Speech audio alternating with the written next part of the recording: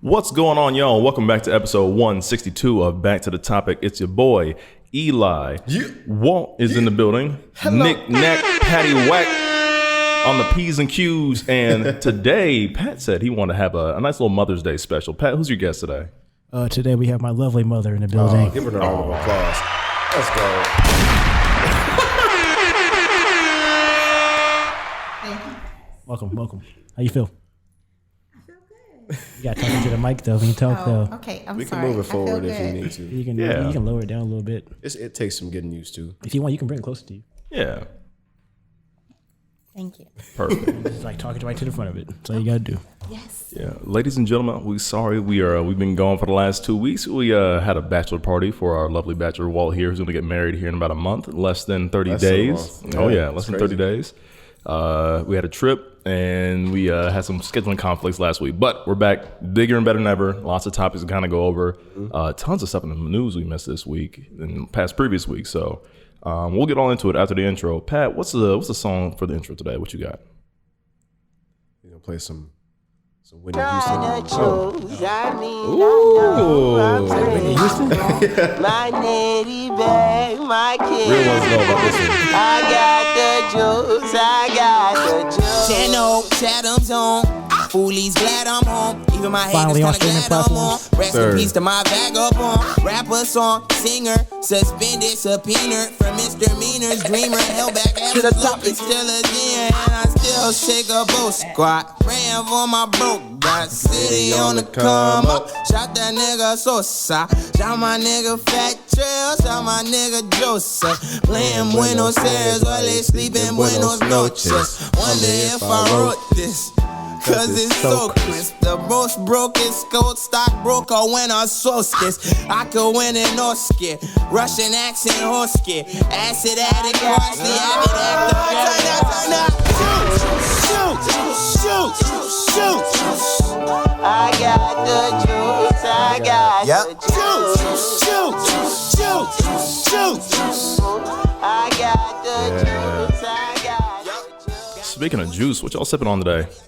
A little prickly pear margarita. Uh-oh. It's delicious. Cinco de Mayo was yesterday, right? It was. Yeah. How'd you guys celebrate? We didn't. Same. Didn't do anything. I mean, we celebrated at work, actually. We hung a pinata, and we just took a baseball bat to this empty Nike box that we taped up. Okay, yeah. That was kind of fun. You guys put like pictures of like customers on the box or anything? That's what I would have done. Did you go play volleyball? I didn't. Oh. I didn't. Yeah, he Eli canceled. went. Yeah, I went for a little bit. I didn't go there to play though. I just kind of been there just to vibe out and chill out. I just want to see who's there. Was it a good check out. turnout? Like, or was it kind of lame? It was a moderate turnout, not as heavy as it has been. So they weren't full. Like they openly asked people like, "Hey, do you want to come? Hang out? Do you want to come?" Yeah, because there's plenty of seats still open to come play volleyball. So it was pretty light. Everybody's having a good time though. You know what I mean? I kind of just miss being out there and just breathing the air, hanging out. Everybody's having a good time, and so I kind of just went there. Had a little bit of water, ran into a couple people who I knew from college and just kind of talked for a little bit. So yeah, it wasn't too bad. Cool. Yeah, I got my I'm double fisting drinks today. So I got my Starbucks Frappuccino. I knew you were gonna do it. My Starbucks Frappuccino and my kale smoothie. So like I have. How does that taste like in combination? Delicious. Your stomach's gonna be There's on no way. on 10. Your body is so confused. Oh yeah, man. It's, with the caffeine and the fiber. Woo, boy, sliding. You about to mess up your That whole toilet plumbing. finna be disgusting. Your whole plumbing's gonna be messed up tomorrow. About an extra pack of rolls just for later on. Charmin gonna get me right. So but let's see here, man. Let me let's go back to the weeks. Let's recap what we've been through. Trip through memory lane. So we can remember. Oh yeah, we had our bachelor party, Walt's bachelor party. Walt, did you have a good time? I had a great time. It was honestly time. really, really fun. That you remember at least? The parts that I remember were really fun. I did. What I've been told that I was doing sounded kind of fun too. So Yeah. That's scary. I know. I had to go back and check the photos. I'm like, what did we do? I had to like recall like, Bro, what just happened? I was blacked out for most of that. I'm not gonna lie to you, It bro. was a crazy couple of days. I live up to my nickname. It man. was pretty fun though. What's your nickname? Can't spell Eli without the L, bro. I swear to God. That is true. I was That is a taking good L's. point. Yeah, you took a couple L's. Took a couple It's a L's. few, though. You fell twice. I heard I stumbled a couple times There's 2 L's in Fall. in fall. No, but it was really, really fun. Yeah, ain't none of y'all niggas pick me up either. I was 205 pounds. I have no idea. I probably tried. There was one time Jordan was like asking you okay? And he was like, yeah, I'm cool. So he let go of you. And you just like face planted to the ground. He was like, I guess not. Jeez, man. What is going on? Hey, shout out to Jordan though, bro. I'm glad Jordan had a great time. Yeah. Him and Brennan showed up. Aaron was there. So we all had a good time, man. Yeah, I appreciate you guys though. That was a good time. In true late 20s fashion, we got to the Airbnb, and what's the first thing we all did? Slept. Sleep. Did we? I don't remember. Yeah, I mean, we got a little bit of food from the grocery store. I don't remember the first day. For the most part, yeah, we kind of just we chilled. got off the plane, groceries, went to bed, and then and we ate pizza and we stayed in that night. Yeah. Y'all watched the game, Yeah, you went to go work out. Yeah, man, Corey. Whew, man, Julian got me in trouble. Julian got me in trouble. So Corey blasted me on his podcast, and so Corey Coleman, the owner and the host of Double Toasted in Texas, Julian goes to his house like all the time, right? Because Corey doesn't mind guests, right? So he's like, yeah, let's go work out. And I thought he meant like LA Fitness or Lifetime Fitness, because I told him like I can get us free passes to go to LA whenever you want to. And he's like, no, we're just go to Corey's garage. I'm like, did Corey remake his garage in the gym? And he did. He has a lot of nice equipment in there. And so like I started working out half an hour before Julian. Keep in mind, I have my AirPods in, right? I have my AirPods in. I got my own music playing. I'm chilling. I'm cool, right? Julian comes out with a big ass speaker. And keep in mind, this is 9 o'clock at night, right? Big ass speaker playing the most hippity hop music. Puts it right in the middle of like he's a deep freezer or something like that. Hit a shelf and he put it on there. So I was playing music loud, which is cool. It's whatever. And then he's like, man, it's hot in here. Let's open up the garage. And Corey, he's a black man, lives in an all white neighborhood. And it's like 9 o'clock, 9:30 at night. Blasting most blaring music, explicit sound in the world. And he lives in a cul-de-sac too. Jeez, and man. So when his other hosts, Billy and Martin, pulled up, Billy's like, what the hell y'all Negroes doing in here playing us loud music? So he goes upstairs, tells Corey, and then Martin pulls up, he records us. I think Martin's just playing around with us. Now he records us to go show Corey, look what these Negroes down here doing. And so he calls Julian, he's like, turn that goddamn music down. He's in a white neighborhood. He couldn't hear it from his house? No, when he's prepping the show, he has his headphones on, so he couldn't hear when he's about to prep his show. They're recording? They're about to start recording. Oh my goodness. And then we're down there causing a ruckus. Oh my goodness. So Julian got yelled at. I was like, listen, that wasn't my idea. I had my AirPods. Banned from the premises. Neighborhood watch was on y'all. Yeah. The cops are on the way. That's the joke they said. They said the FBI about to pull up right now.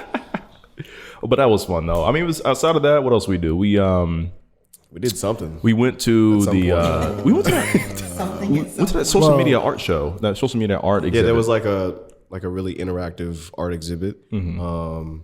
We went to the Rage Room. With the Rage Room. Did threw some stuff. We did go-karts. We had a boat tour. And then we just bar hopped most of the time. We went out, man. We went to 6th Street. Those was when it got dangerous. That's when boy. During the day, we were cool. We were vibing. We were chilling. Upstanding young men. At night? Not so much. Nah, I was cool. Yeah, y'all was the one wilding. Yeah, man. So, I don't know. I feel like Pat was wilding too, but I can't remember. So. Yeah. Because Friday, the first night maybe, but the first night Thursday was ridiculous. Actually, no, I was never too drunk. Like I always knew like where I was and what I was doing. That's good. But that's good. There's a bar set there. Okay. Other than that, I mean, like y'all just kind of disappeared. Like I remember the first night. I don't know where we went on 6th Street, but wherever that bar was where Ray performed. At one point, I was just chilling in the corner in a chair. By yourself? I was just tired. No, I mean, I saw everybody in front of me. Okay. But like you had disappeared, and like Brendan and Jordan were in front of me. Okay. And Aaron, but I had no idea where you two were at all. So not at all. I don't know either. Yeah. So Thursday, so our buddy Ray Tone Royal, he's a rapper down in Austin. He was performing at a venue, so we went to go show him. Marco showed us around some of the bars in 6th Street. The minute we took shots. Yeah, that went always downhill. when it goes downhill. The minute went downhill. They all hit you at one time. Yeah. And you're like, whoa. Yeah. And at night we got a little bit of rowdy because it was cool. Like during the daytime, like during the art exhibit, we did a little 3D space thing. Yeah. A lot of the 3D art. Some of that stuff was pretty cool. I'm not gonna lie to you. And then I think Brennan and Aaron cheated on go-karts. I don't know what they did, but they somehow had the fastest cars. There's no way, because they were turning corners like no other. I'm like, all right, these niggas are kind of cheating. I don't know if they paid extra for some extra CC in they cart or whatnot. But I got last both times. So yeah, I aimed for last because I wasn't gonna win. So I was like, you know what? At least I can lose and know that I lost on purpose. I got lapped super easy. I But won that way. With dignity. Yeah, exactly. Nah, he just lost. That was on dignity. Yeah, my dignity left too. We all collectively suck at axe throwing. Nah, I'm cool. I was missing that. Their side, no, I was he like- was I the was like- only one I was that on your was side. actually getting us points. I had no idea. I just Taught couldn't. him well. You weren't the first one taking me axe throwing either. Wow, I taught you well. I don't know. You taught me how. And You then might help out along the way, I guess.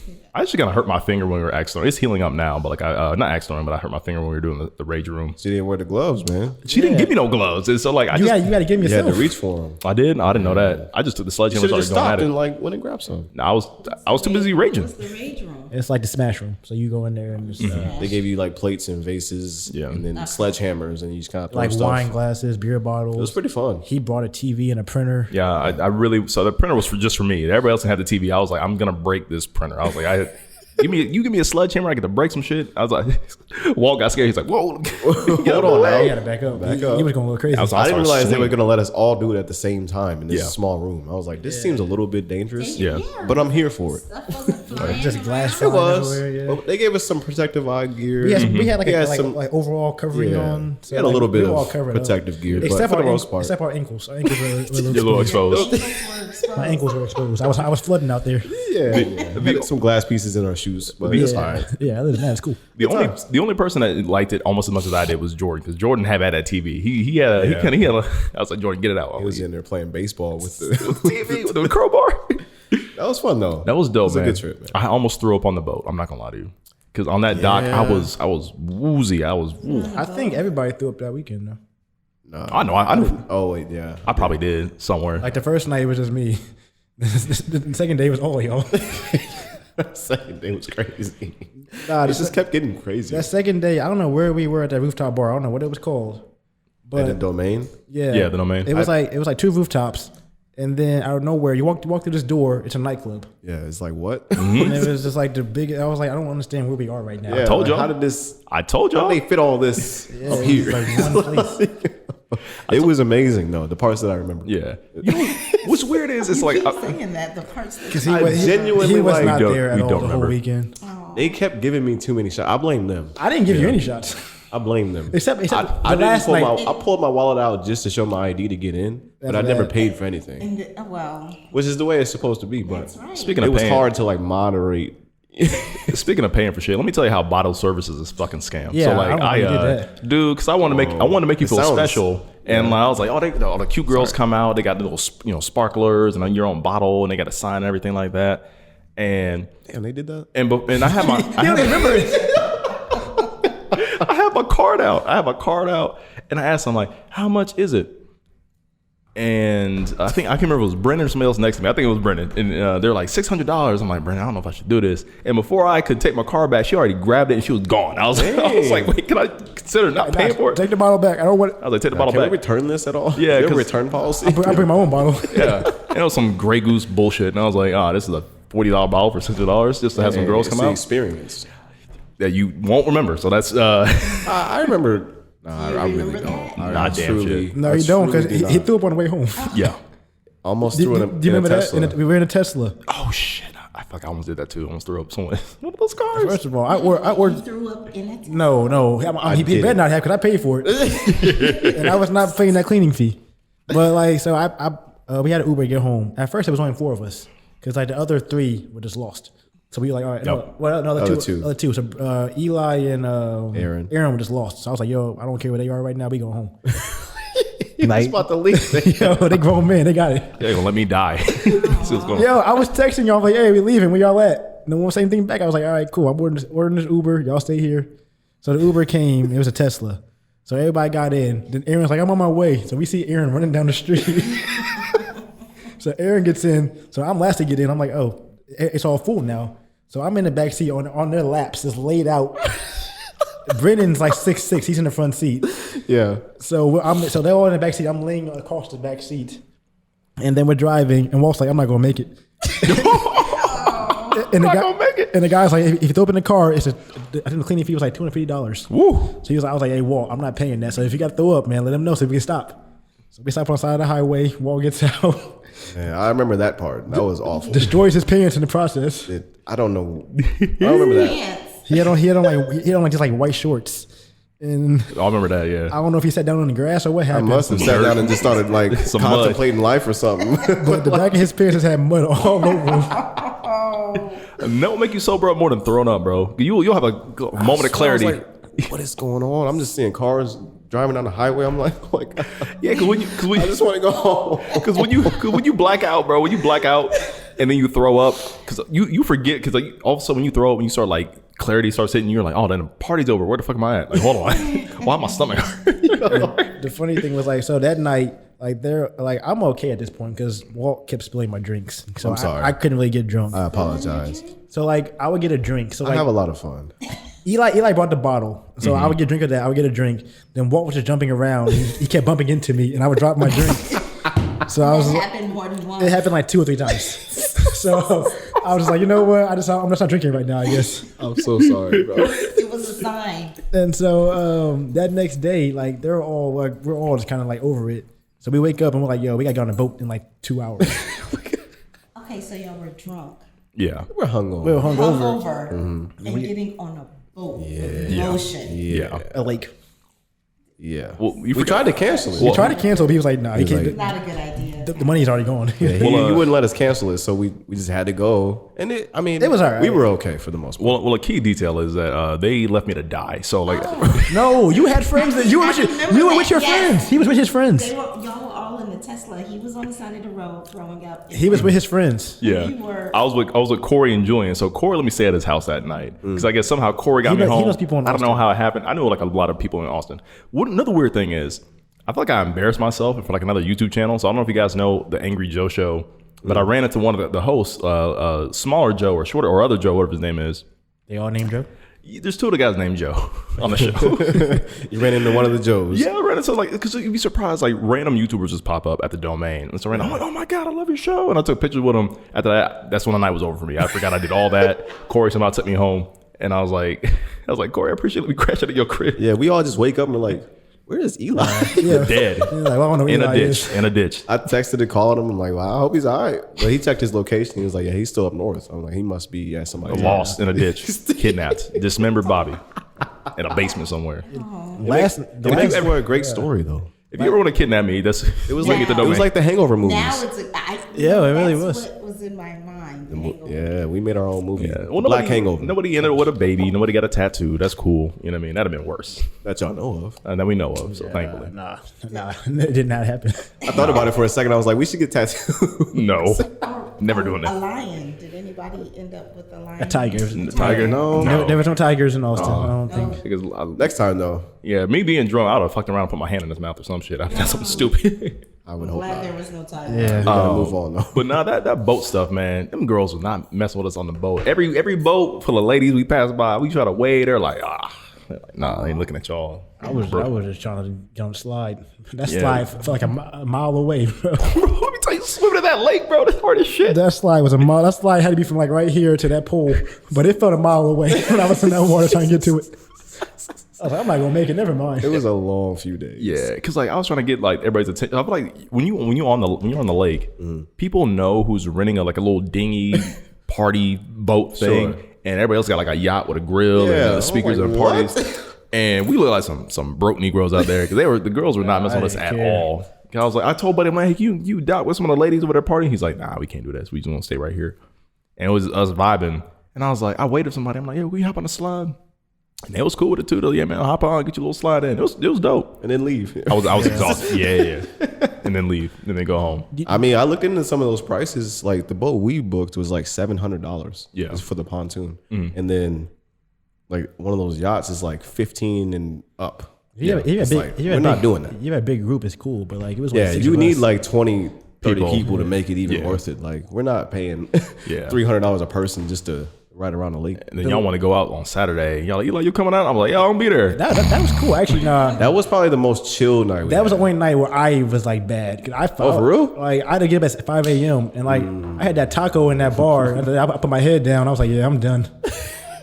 we went to this bar where Those like tacos were amazing. it was like this bar. It was like a lounge in the front. Yeah. You walk in the back, it's like a warehouse. Yeah. And it just opens up. And it's just like a dance floor. And it's like 200 people back there dancing. Oh, nice. It's like a stage and a balcony. I'm like, how did they get this in this building? I'm kind of sad I missed that a I little don't bit. understand. So, Pat, from my perspective, understand when I woke up, right, you're passed out on the couch. All of a sudden, I hear some chick in the other room talking. That was Aaron. And I'm like, who's this girl that ran me in the crib? And y'all talking about some explicit nonsense. I'm like, all I see is... That was Aaron's friend. That was Aaron's friend. Okay, all I saw was... I woke up at 5 a.m. She was still there. I was like, why is she still here? And I hope your fiance don't listen to this episode. All I saw was Aaron, this white girl, and Walt in the same bed. I'm like, you know what? I'm going to be back in another room. I don't know what y'all got going on. That was his friend that he found in Austin. Bro. That he didn't know lived there. And she was messed up. I'm gonna say. So he took her, he got her an Uber and she went home. Did she go home? But in the morning, right? The next day? Yeah. Because I had to get up at 5 a.m. to get to the airport. I was like, who is talking that? upstairs? Like, why is she still up? Like, it's 5 a.m. Yeah. So you got to understand from my perspective, from my point of view, right? I know Walt like specifically said no strippers, and then I wake up and I see him with another chick and Aaron in the bed. I'm just like, damn, Aaron about to give you the best gift ever, Mr. Bachelor. All right, you have at it. It was not like that at all. That's what from what I saw. Yeah, from your y'all literally were talking I'm sure about it was confusing. because she was talking about dick length the entire time in the bed, and then I walk out and y'all in the bed. I'm like, whoa, what's going on? I don't know what she like- was going on about. Like she was like really gone. That night, I came back on that couch. I slept with my shoes and my pants on still. Like I fell asleep on that couch. Just like, Do you remember hanging out with her? yeah, I remember. Because she took us to all the bars. Okay. Yeah, She have any cute friends? they left early. In the Damn, night. bro, I should have been there. They would have stayed for me. Oh, is that right? Is that right? 100%. Shut the fuck up. 100%. But We should move on. We can move on. Real quick, man. Pat did the the near impossible. I'm Himothy. I didn't believe in him. Him Jones. You gotta tell us didn't about think this, Timmy man. Turner. You gotta tell Timmy us Neutron. how you ran the Boston Marathon in like 30 minutes, bro. How'd you do it? You know, I just hopped in a taxi cab and say, "Hey, take Oh, me is that to the street right here." He cheated. Okay. No, today was the mini marathon in downtown Indianapolis. And I set this goal back in, I think, November. I was like, you know what? I'm going to run this mini marathon. I didn't believe you. I ain't gonna hold you, man. Yo, honestly, I didn't beat myself at first. Yeah, there was times where I was like, I ain't doing this. Never mind. Like, what am I doing? But I had already paid for it. And I was like, Yeah, you gotta do it now. And it was about like the end of February. And like my training schedule was supposed to start like early February. And I wasn't running consistently. So I was like, I don't know if this is going to happen or not. So I didn't like start training until like early April, the end of February. And then today was the day. So I was like, all right, it's time to go get it, I guess. So I started, it was around like 7:50. I didn't get there till like 7:40. And like they were already starting to go. It was crowded. I was like, I'm kind of late. So I got there. I got a little stretch in. And then I got in like my little wave. And we just walked to the front. Then once I passed, I started going. And I ran the whole thing for the most part. I think the only time I actually like walked was when I was like, they had like every like mile and a half. It was either water or Gatorade. So while I was drinking that, I walked, but that was only like maybe 30 seconds. And then I was back to running. Wow. And then I walked in the speedway a little bit, to take a video in the speedway because that's cool to be in. That's pretty nice. And that speedway is huge. Like it looks kind of small when the cars are going 200 miles per hour around it, but that's 2.5 miles in that speedway, and it was I feel like I was in it forever. So, Jesus. But That's pretty amazing, though. I ended up running it in 2 hours, 20 minutes, and 20 seconds.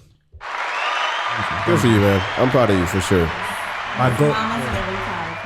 My goal was 2 hours, 30 minutes. So wow, I got that. I remember like passing the pacer that was 2 hours, 30 minutes. I was like, oh, I'm about to pass her. it's so cake. Yeah. It's cakewalk. So after the speedway, you pass mile marker 9, and at that point, I had like these like Gatorade chews. So I ate those, and I turned on J. Cole's off season. You just got to go. And I was just gone. She was trying to meet me at the finish line because she flew in this morning. Yeah. And I was just like, I'm sorry, I can't wait. I was just And zooming I through kept trying to text him, tell him slow down. I have the app where you can track his the runners. location. Yeah. And I'm like, I'm on the plane. I'm getting off. We landed, and I'm getting off the plane, and I'm like, Patrick, slow down so I can get to the finish line. He's like, I gotta go. Gotta go, Mom. Yo, no. At that point, I was just like, I'm done. I gotta finish Did you this. reach that like euphoria? Those last 4 miles? Yeah. like I was running the whole time, but those last 4 miles, like I was striding. Yeah, that runner's high. Like That's going awesome. in between people, I was like going. Moving. That's amazing. Did you die like at the end though? Did you, No, like, I pass out? felt fine at the end. I was like, I got to the finish line. I was like, oh, all right, I'm good still. Like, Wow. I got a little banana, some more Gatorade. I just like sat there and waited for them. Did you ring the bell? Did they have the bell? I didn't see a bell. Oh, okay. They may have, but at that point, like when I crossed, I was just looking straight. I was just like, I don't know what to do right now. No, did you? The medal's in the car. Yeah, the Bro, medals. did you wear it like the rest of the day like I did when I ran the 5K last year? I went to every little restaurant with that medal on. You see it? Yeah. I ran 3 It's in my- miles. it's in You my know car. me. It's hanging up in my car though right now. That's awesome. You gonna man. do it again next year? I think so. She said she I'm would. gonna do it with them. You gonna do it with him? All right. We'll tell you what. If Walt does it, I'll do it. Bro. But like I told her though, like if I do it again though, I had to do it in like a faster time though. Oh yeah. So No. like, Yeah. I don't know how fast I can run it, but that sounds awful. I mean, it was only. I think it was like a 10.5 minute mile. All right. The winner, the dude that got first place, ran it in 1 hour 1 minute. There's no way. He had he a- sprinting? He had a 4 minute 21 second mile the whole time. Damn, my best mile was like 6 minutes. That's insane. Nah, this man was. That's crazy. He was did chopping air. He That's did a like cheetah. 6 miles before I even started. Wow, bro. That's pretty wild. Bro, he had on some moon shoes or He's something. been bro. training his entire life. But like the top people though had all the same time though. They was all around that time. Like Okay. they just all had that. And I was Pushing like, each other. Yeah, that's just ridiculous. That's cool. They Did probably- you know that this is like a qualifying race? Yeah, it's like it's like part of like the Sanctioned national. race? Yeah, Yeah. because like you couldn't have certain things on there on the course, or like you couldn't run anymore. Oh, really? Okay. Dang, bro. How much do they weigh? Like 120 pounds? I don't know. I wasn't there when they started. No, I was, gotta Dude, they got to be like flying. like 90 pounds or I think he something. was from You sure it wasn't a cheetah? he's from Pennsylvania, wherever it was. He ran from Pennsylvania? He was He ran from Pennsylvania. Had to warm He up. may Oh, that's have. crazy. He ran from Pennsylvania to warm up. That's crazy. Well, good for you, man. But yeah, so I think overall there was supposed to be 20,000 people, and there 14,000 people finished, and I finished. It was 6,600 and I think 48. wow. Nice, man. That's a good place. Yeah, man. Good for you. I'm cool. When I finished that, I was like, all right, I'm done. I was like, That. I'm done running for a while too. I don't know what to do anymore. I've reached my goals. All right, Like, now you Yeah, start- that was my goal for. When his mama runs. just gotta keep going, man. When I can do something else like bodybuilding, they can start bodybuilding with me. I need to start working out more. I need to start lifting the weights again because I stopped doing that. I'm not about to bodybuild though. Nah, man, get some muscle on you, man. I'm cool with my lean build. I like working out, but I'm not about to get. Nah, man, we want to be some puffy boys out here. You ready? I We lo- be bulking up. I like the way my clothes fit on me now. I ain't trying to buy a whole new wardrobe. You gotta have the tight sleeves. Come on, that's the best aesthetic ever. I just dry my shirts. I'll tell you what. If Walt does it next year, I'll do it too. So you better commit. I'm really thinking about it. If you commit, if I'll he can commit. do it, At this point, like if Pat can do it, I'm just playing. I mean, like I thought it'd be harder than it was. Like, cause like around like mile 5 or mile 3 or 4 or 5, like my feet were just numb. Yeah. Like, Oh, really? Like my feet were numb. Like I was just like, I don't know if I'm being finished or not. Yeah. Then like I like loosened my shoes a little bit, and I kept running, and I was like, this isn't going away. And out of nowhere, it just went away. I was like, all right, I'm cool, I guess. They say around like mile 8 or something like that, you're pretty much good. Like if you can get that far, I told you, you're yeah. set. Like mile 8 was in the racetrack, and once you exit the racetrack, you kept going. You hit mile 9. I was like, all right, I'm good now. I was like, yeah, I'm almost there. Yeah. I was like, I'm done. That's nice, man. Well, you ain't telling he destroyed all the feeling, the nerves in his ankle. My knee is killing me right now. I will say that. You just gotta get a brace on there or some ice or something. I'll be all right. But no, I thought I'd be a little more tired than I am, but I'm actually making it through the day. Well, speaking of that, man, I want to run into some shout outs. I also want to shout out my buddy Grant. Grant's been on the show before. He also ran the marathon. Shout out to I saw Grant on his Instagram. He posted himself running the Nice. marathon.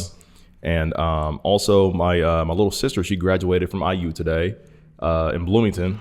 That's amazing. I was gonna go, but my mom didn't, hit me up back up. I was gonna have her pick me up, but she never moms do. They don't answer the phone when you need them, right?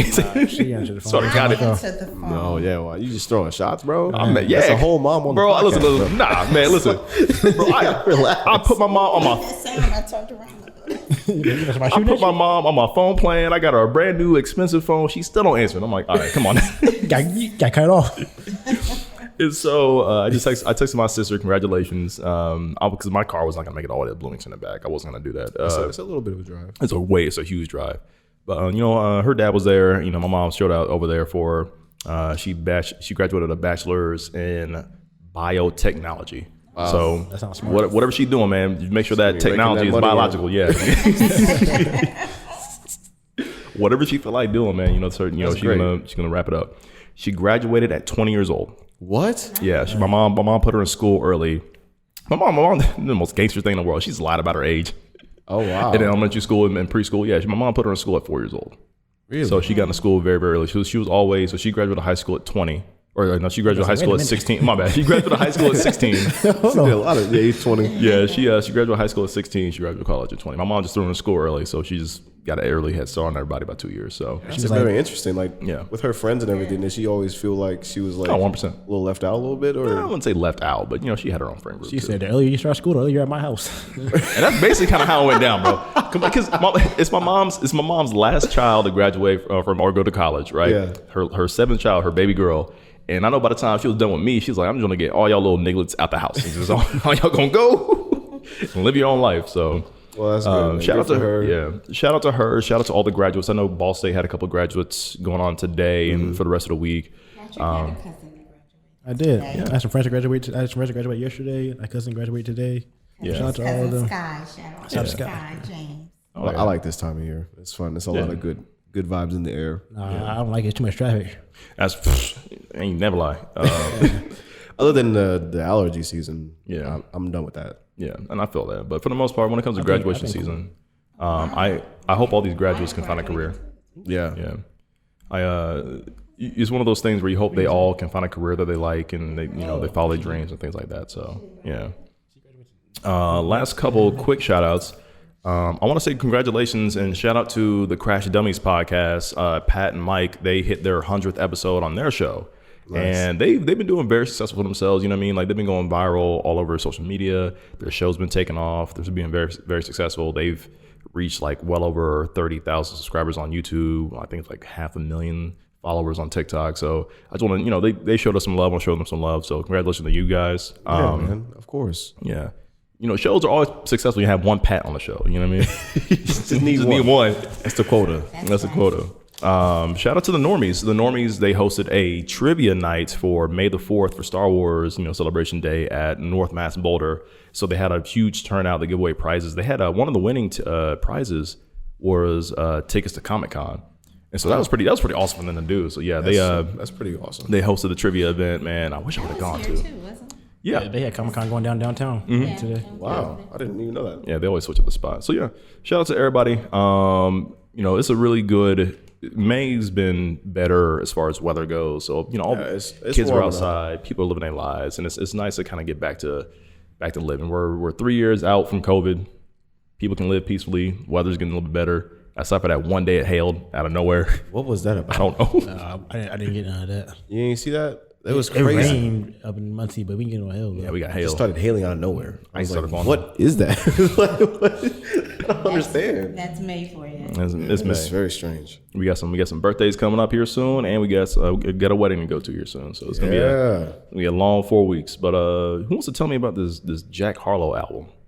It's a weird name. So it's like 25 minutes long. Yeah, it's like 10 songs maybe. No features. And they're like 2 minutes long each song. It's a very quick listen. The first couple songs are very quick. I was like, okay. But at the end, they got a little more like full songs. Okay. Yeah. The album's name is Jackman, and let me ask you guys this: was he jacking around in the song?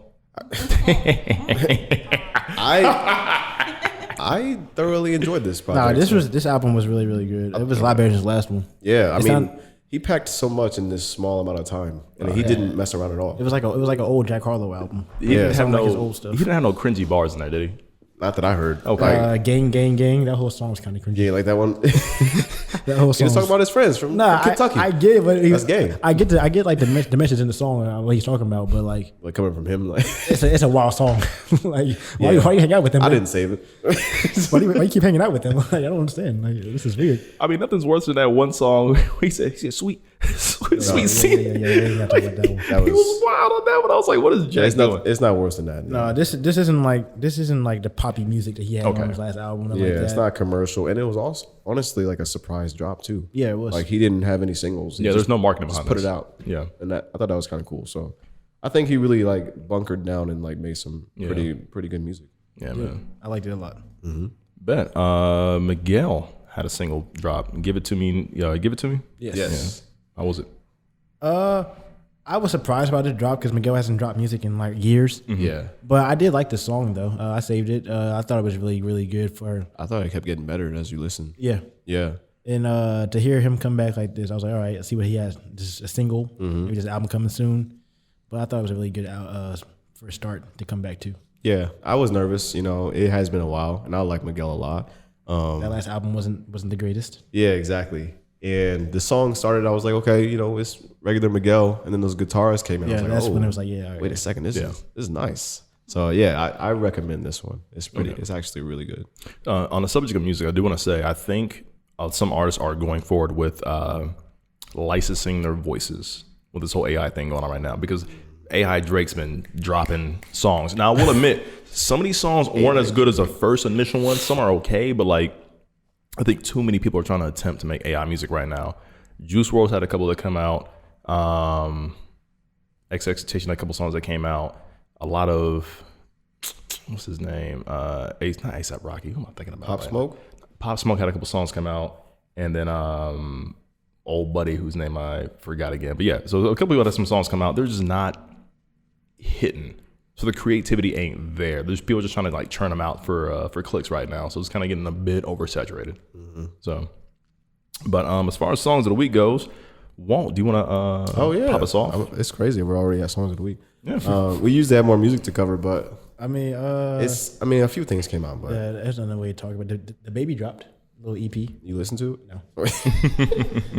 not at all. I'm done listening to the baby. You know what it sounds like. Sheeran dropped. Durvan Jones, if you know who that is, he had an album come out. Wait, I didn't know that. Oh yeah, okay. I'm gonna check that out. That's a must listen. Okay.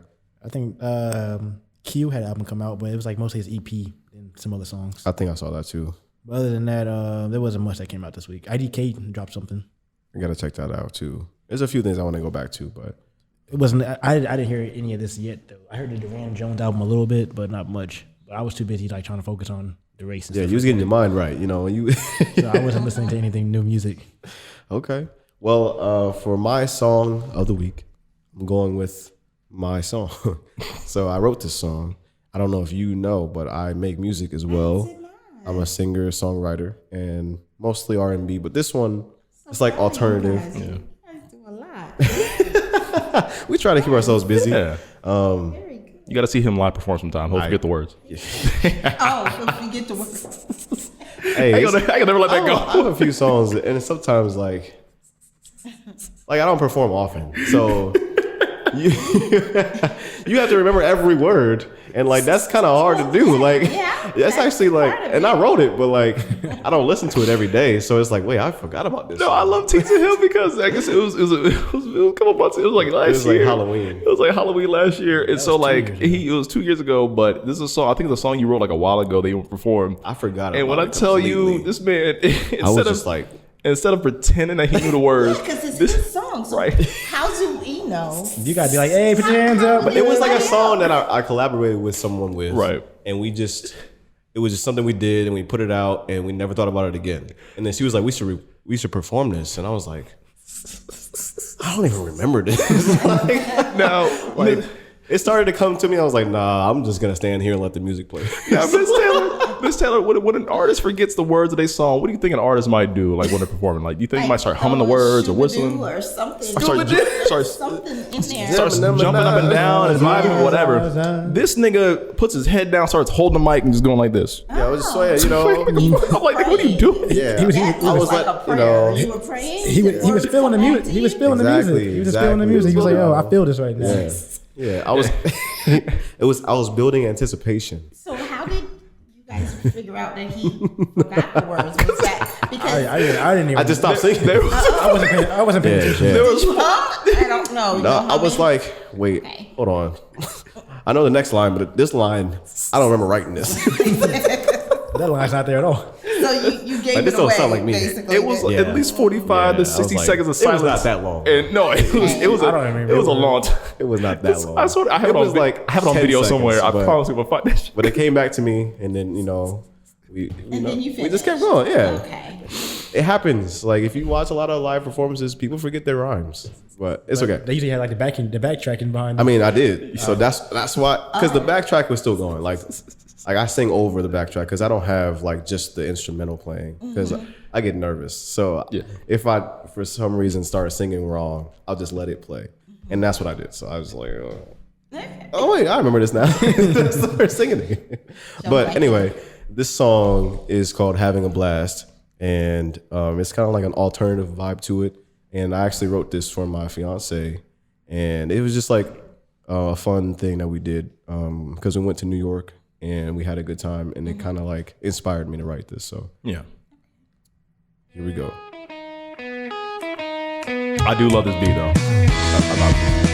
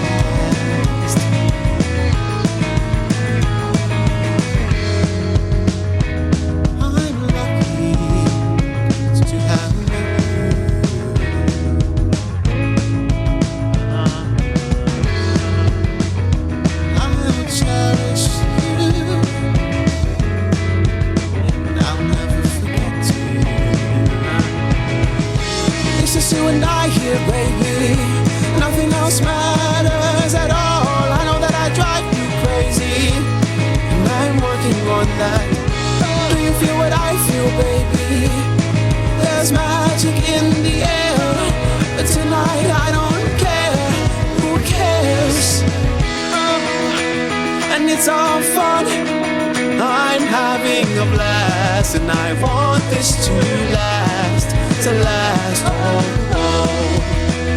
And it's all love, I love when we laugh. And I want this to last, oh, oh, oh, oh. Let's go for a ride, let's live it up, oh, oh, oh. Don't gotta tell me twice, once is enough. Under twinkle lights, let's get dessert. The only way we make this last is to put you first. It's just you and I here, baby. Nothing else matters at all. I know that I drive you crazy. I'm working on that. Do you feel what I feel, baby? There's magic in the air, but tonight I don't care. Who cares? And it's all fun, I'm having a blast. And I want this to last, oh, oh. And it's all love when we laugh. I want this to last, oh, oh. It's just you and I here, baby. Nothing else matters at all. I know that I drive you crazy. I'm working on that. Baby, there's magic in the air, but tonight I don't care. Who cares? This probably is my favorite song that you made. Oh, yeah, because this. I mean, I'm not gonna lie, the chorus is catchy. It's catchy as hell. Appreciate it, man. Yeah, it feels nostalgic in a way. I love it. I like it. Thank you. I appreciate it. Who's next? You don't know what to play? I have like a whole playlist of songs I pick from. You can play mine. But I think I'm going to go with Tim Atlas. Okay. And this one's called Unwind. Interesting. Classic.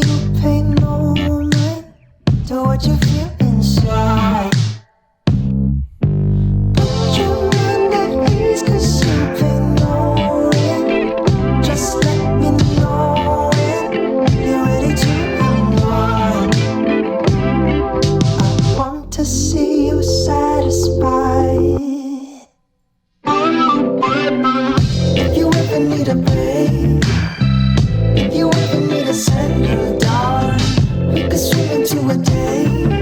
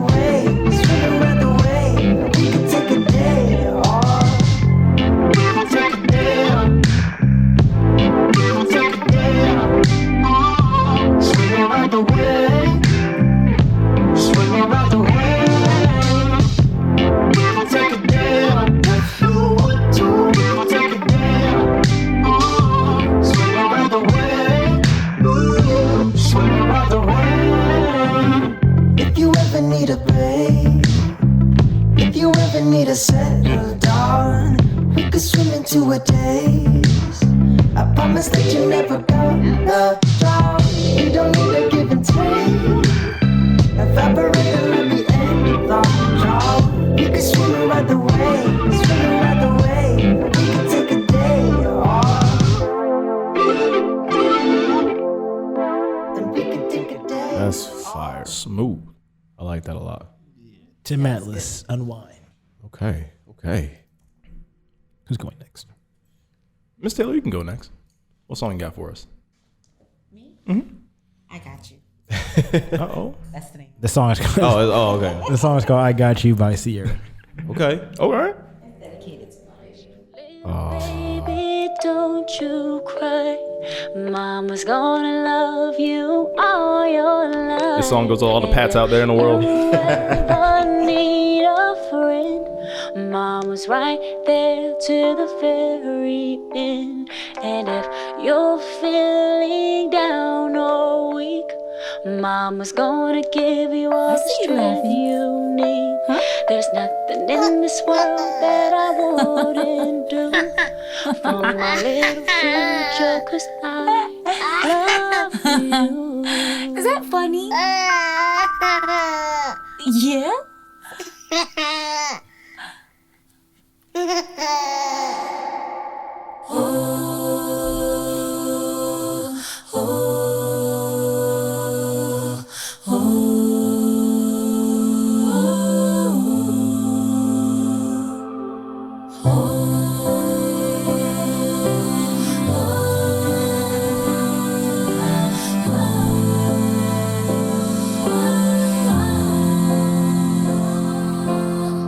It all can get so out of control. Sometimes you can lose your faith, you can lose your mind, lose your grip, get stripped of your pride till you don't know how you're gonna stay alive.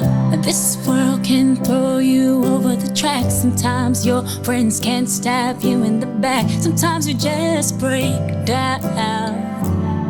When this life tries to wreck you, I'll protect you. Yeah, I got your back. I got you. I'll take your side, I'll lay my life down for you. I'll crawl over broken glass, I will stand in the blame. Take the bullet, take the blows, I will take all the pain. Anything that you gotta get through. Hey, I got you. Hey, I got you. It all can push you over the edge. Sometimes make you wanna jump off the ledge. Sometimes make you wanna stand up and scream. Make you feel like there is no one listening. This world can put a hold on your soul. Sometimes put you at the end of your rope. Sometimes you just break down. When this world tries to end you, I'll defend you. Yeah, I got your back. I got you. I take your side, I lay my life down for you. I'll crawl over broken glass, I will stand in the flame. Take the bullet, take the blows, I will take all the pain. Anything that you gotta get through. Hey, I got you. Hey, I got you. Hey, I got you. I'll be there to stop the bleeding. I'll be there to start the healing. I will give you what you need, and I'll be right there. I got your back. I got you. I'll take your side, I'll lay my life down for you. Yeah, I crawl over broken glass, I will stand in the flame. Take the bullet, take the blows, I will take all the pain. Anything that you gotta get through. Hey, I got you. Hey, I got you. I got your back. I got you. Take your side and lay my life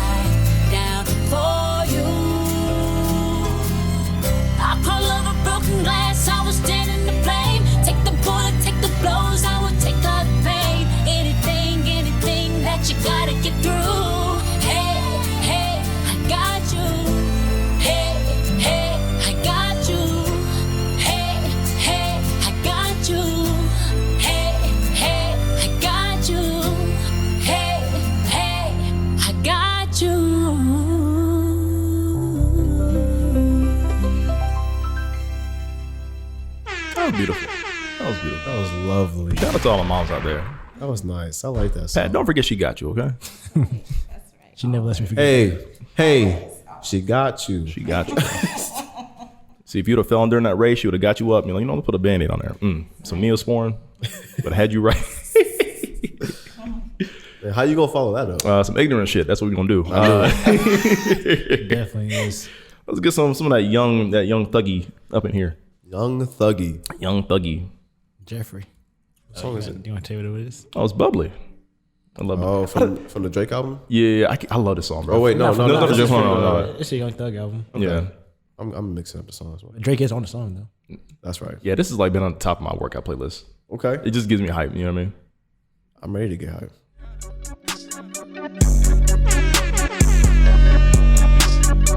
My career about to blast like Bubbly. I'm not waiting for her to say she love me. I can tell she fuck with me, man, trust me. I got a 10-year-old me still like fuzzy. 325 on the dashboard. Riding the Porsche, rocking Tom Ford. I bought out Bernie's new Christian Dior. I took the jet to the New York store. She lit while I'm driving, I'm standing the floor. I took it off track, now I'm riding this boy. You stay in your feelings, you never my boy. I can't come to the hood, I pull a decoy. Another body dropping, they screaming my name. I'm going to LA on a private plane. Could never come back in my family straight. I'm touchable, no, I'm too rich or too paid. Skeleton Cartier, black diamond spades. Pull up too deep like a fucking parade. Oh, jealous ass niggas try to fuck up my pay. Blessed up, Aurora's culling in rain. I put baguettes in my wrist, in my neck, in my ears, and my motherfucking chains. This drip out the trenches, I know you gon' dig it. I go through the motherfucking planes. I cut up my wrist, soaking wet, and Coachella keep calling, they won't see the fame. I took her to China and changed up her climate, and now she ain't talking the same. 5 nights up, still popping and raging. The SVR still living the range. I want her, she wanted the same, and above same time, both glad that they came. Keep me a vibe, can't keep it contained. No, I keep me some dolls, always keep me in training. Tat a logo on the back of my brain. Don't ask me what the fuck am I thinking. Back of these walls, I'm full of that drink. Air came through with a little entertainment. Air 29 got it looking like space. Houston is a problem with me busting her faces. Shit, I came with the snakes, no squid. Straight up, I broke out the game with a 4-5-6. She loving the fest, I see it. She loving the fest, yeah, I see it on her face. And I'm loving that body and lace. And I love you, little spider and Jack. Yeah, I know you got taste. If you love yourself, take shots with me. If I love you, I drop you a pin to a time and a place. YSL put a nigga 6 feet. I ain't begging when I tell a bitch please. Me and Lil Thug on fleek.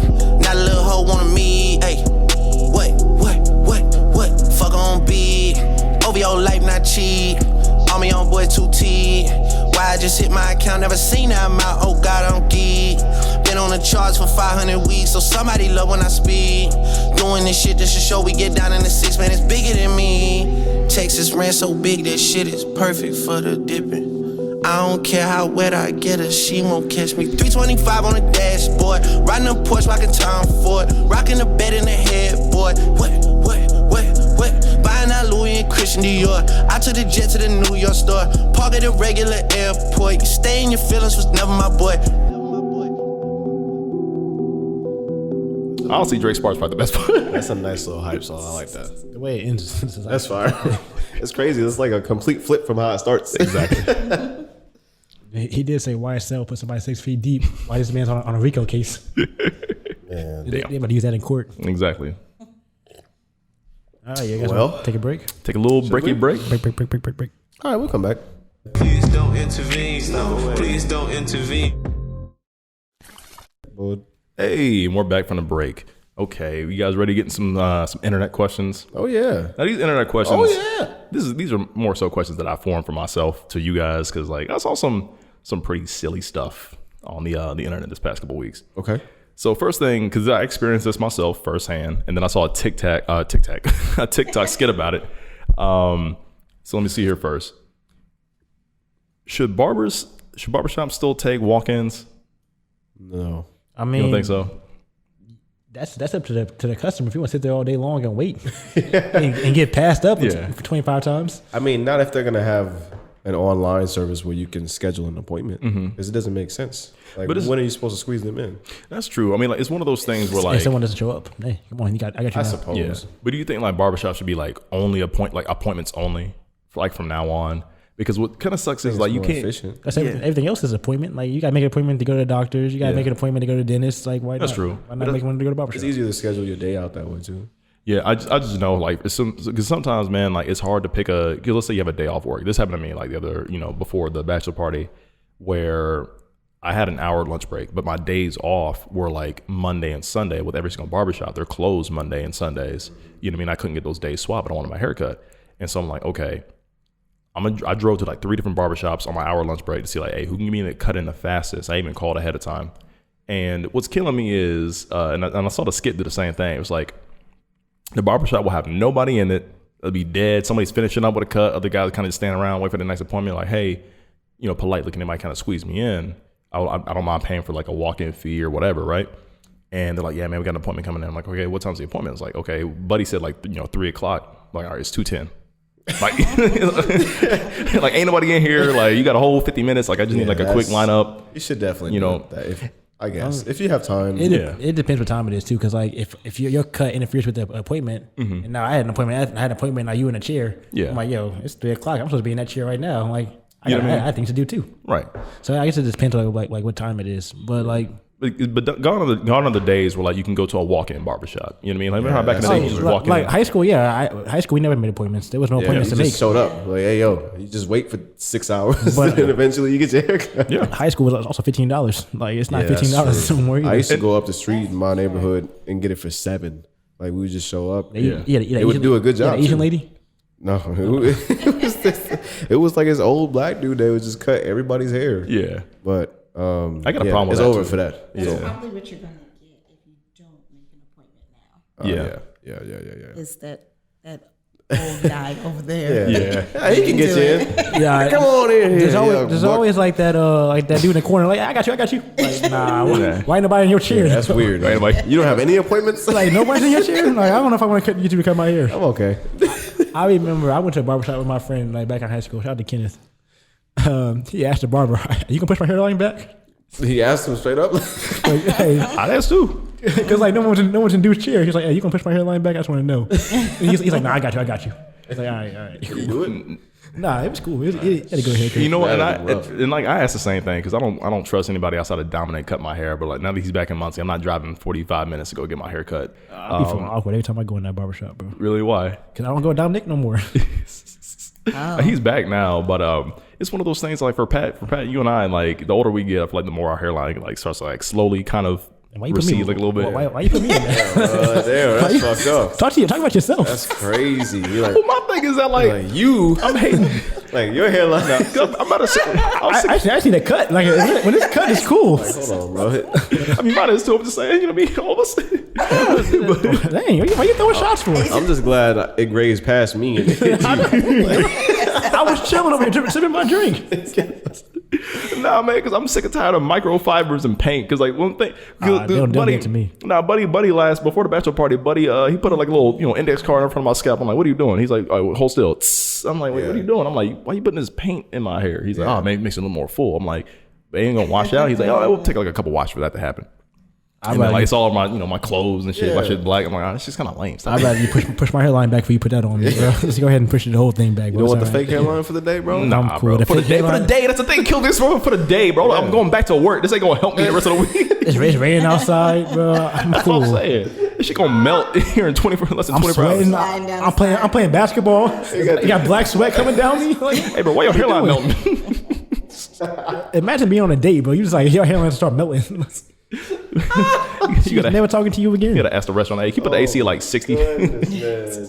I never got the paint on my hairline. I don't want the paint in the hairline, the beard, none of that. I'm cool with this patchy beard, messed up hairline receding. I'm cool, bro. I'm aging. I'm aging.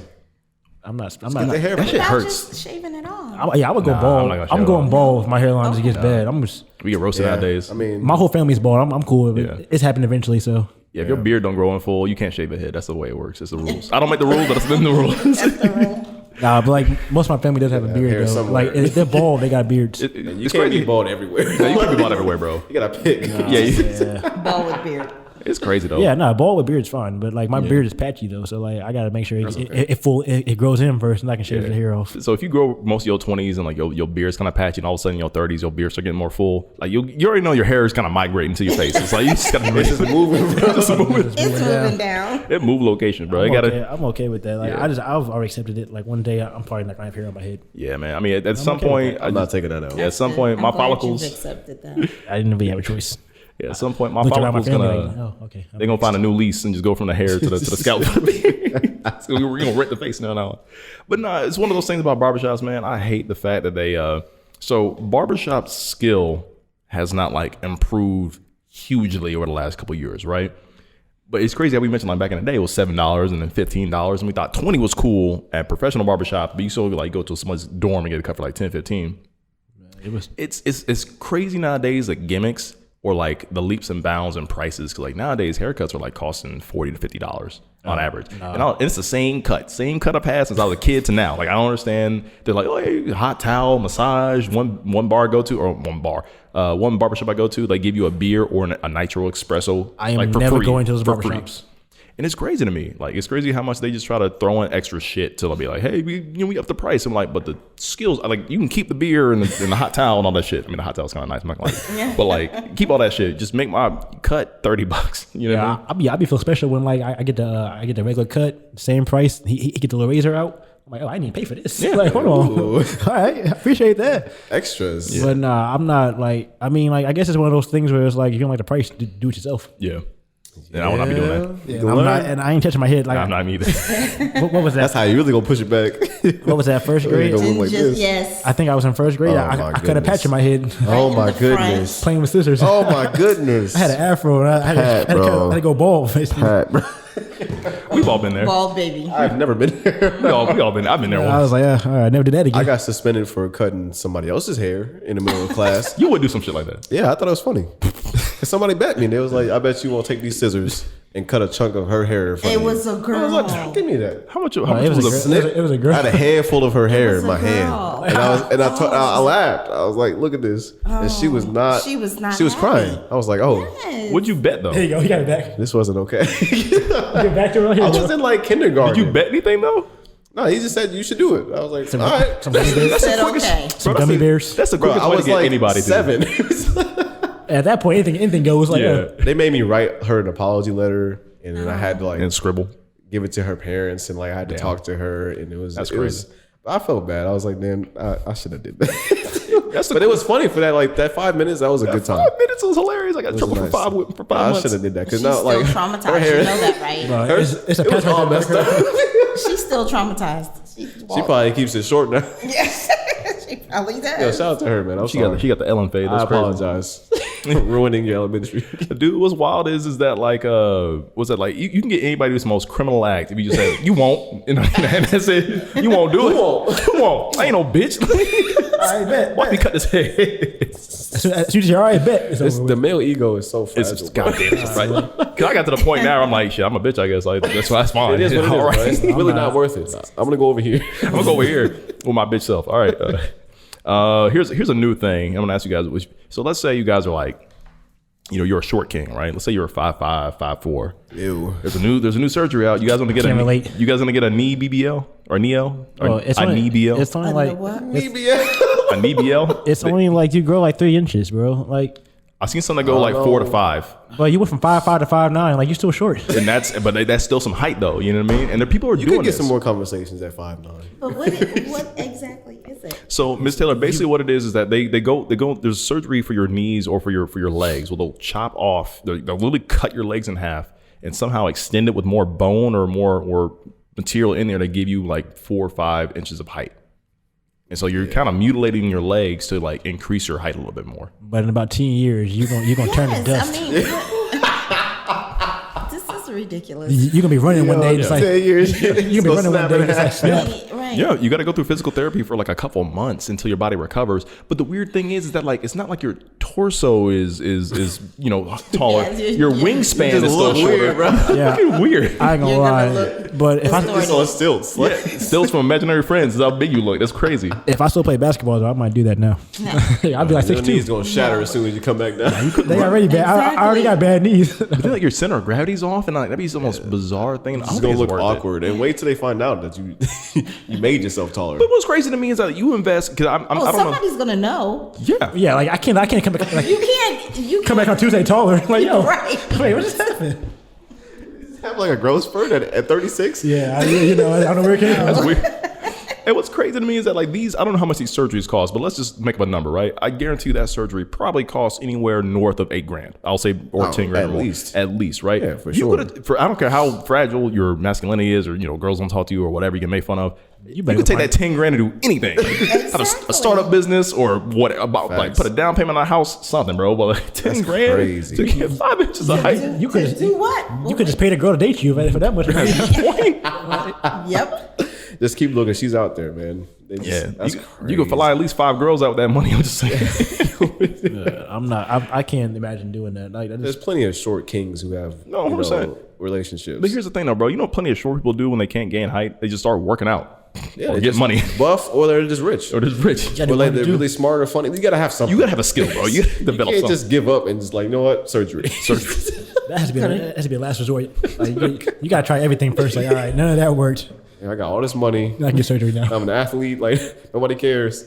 Yeah, maybe I would do it. That's crazy. If I was though, at my lowest low, yeah, I might do it. Yeah, that's crazy though, because there are some girls out there who are like, "Oh, he's 6'3", nothing else matters." That's the person. And some guys will joke about that, like, "Yeah, my personality is 6'2", 6'3". Yeah, it don't matter. If we all gain those inches, like, we'd be all right. I'd be a dickhead. I'm like, I'm an asshole. Like, you couldn't tell me shit. Like, he's tall, so I like him. Like, that's not even him. That's his parents. like- that's his parents that did that for him. Yeah, like that's genetics. Yeah. Like, he didn't even do that to He's you. an awful human being. He's just tall. You can put a face mask on a ladder, she'll still love it. I guess. I don't know. That's crazy. I'm just mad that like I got like right to like almost 6 foot and I just stopped. Nah, you know what? Here's my thing, though, right? I will never, ever. I will always say this: 5'11" doesn't exist. You're either 5'10" or you're 6 feet. I'm not ever claiming 5'11" in the rest of my life. I'm 6 feet tall. I got a survey from a customer the other day, but he didn't know my name. He forgot. He said it was the black guy who was about 6 feet. I was like, yeah, I am 6 feet. I am 6 feet. That's it. They know. As long as they know. That's it. I think like last time I got If measured, he had said 5'11", I'd been really mad. I was like 5'10" and 3/4, but that sounds like so childish. Yeah. So I say 5'11", and if I'm 5'11", I'm really 6 6 feet, and that's what it is. It's the same. I'm like, 6 foot, what, bro. it's the You gotta same round up. thing, bro. It's the same thing. I'm putting on boots anyway. Yeah, bro. Get some thick soles in your shoes. I'm 6'1". For a long time, I was hurt for a long time. I was like, yo, I'm never gonna grow. And I was That's scared. trash. I was like, bro, I am never gonna grow. I was really scared. I was so excited when he hit his growth spurt. Mine didn't hit until I was like a junior or a senior in high school. I was in that's high. where I you was in high was. school. And then everybody was like, "You got a deep voice and you're tall." I was hurt. It hurt too. Finally. Like my knees were hurting every day. That knee bro. pain, I'll never forget that from middle I was school, like, bro. I don't know what's going on right now. That knee pain is hellacious. Let me tell you how that knee pain is the most brutal fucking growth spurt of all time when you're growing up, dude. Because you're all of a sudden you get like these big bumps on your knees. These what? big ass lumps. I had something called Osgood Slaughter, and like every time you would like, you can just like flick my knee, and I'm in pain. Like I'm about to cry. Like I was in pain for like at least like 2 years. He played basketball. So yeah, each time I fell or I hit my knee, like I was like, oh my goodness. Yeah, anything that touched it was fucking. That sounds awful. It just hurt. I still kind of have it. Like my knee like sticks out a little bit on this side. Oof. And you should get that surgery. Yeah, you get that surgery, man. Maybe they can fix that. Get too. that knee BL. You better not. That knee BL, get yeah. you some some foolproof knees, get some length, bro. You'd be all right, bro. My knees are gone. I believe in you. All right, I got one more. I'm cool I got with 5'10", 2 more questions for you guys. So the next one is, when is using AI unnecessary? So basically, let me tell you what's been going on, right? So GPT has been out for a while. People are using AI to write their resumes, write their essays, make music, all kinds of crazy things. But now, so Ms. Taylor, we live in an age where we have dating apps, right? Somebody made an app to reply back to all your matches on dating apps. They call it the Riz AI. But you about to have a date on Tuesday, don't even know about it.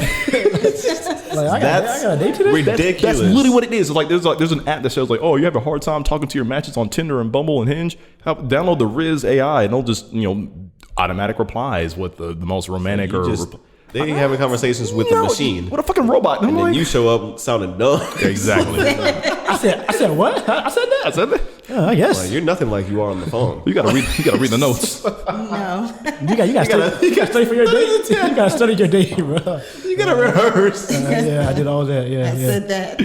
Yeah, that's wild. And that's what people are actually using it for text messages too. Bro, I'm getting scared of the machine. My uncle was talking about it today. He's talking about how they had AI for like trading stocks and stuff like that. Mm-hmm. Like, so it's like basically like you can't miss on these stocks because like it does it for you. Wow. I actually, they don't need us anymore. Low key, I would actually probably use that. And I thought the same thing. Like, yeah. Like sports betting. I'm about to But use that for sports. why wouldn't you? Yeah. Yeah. I mean, it makes sense to use it because like if you're not gonna be wrong. Yeah. That's fresh free money. So I mean, but you're not doing anything though. Like that takes the fun out of it a little bit, right? I don't want Takes to. the risk out of there. But the money It's guaranteed. Yeah. would help. Are you not hearing her? The money is the fun part. That's the fun. We're winning. part, We're winning. yes. Yeah. Hey man. No, you got a point. I enjoy paying bills quite a bit. So like, not you.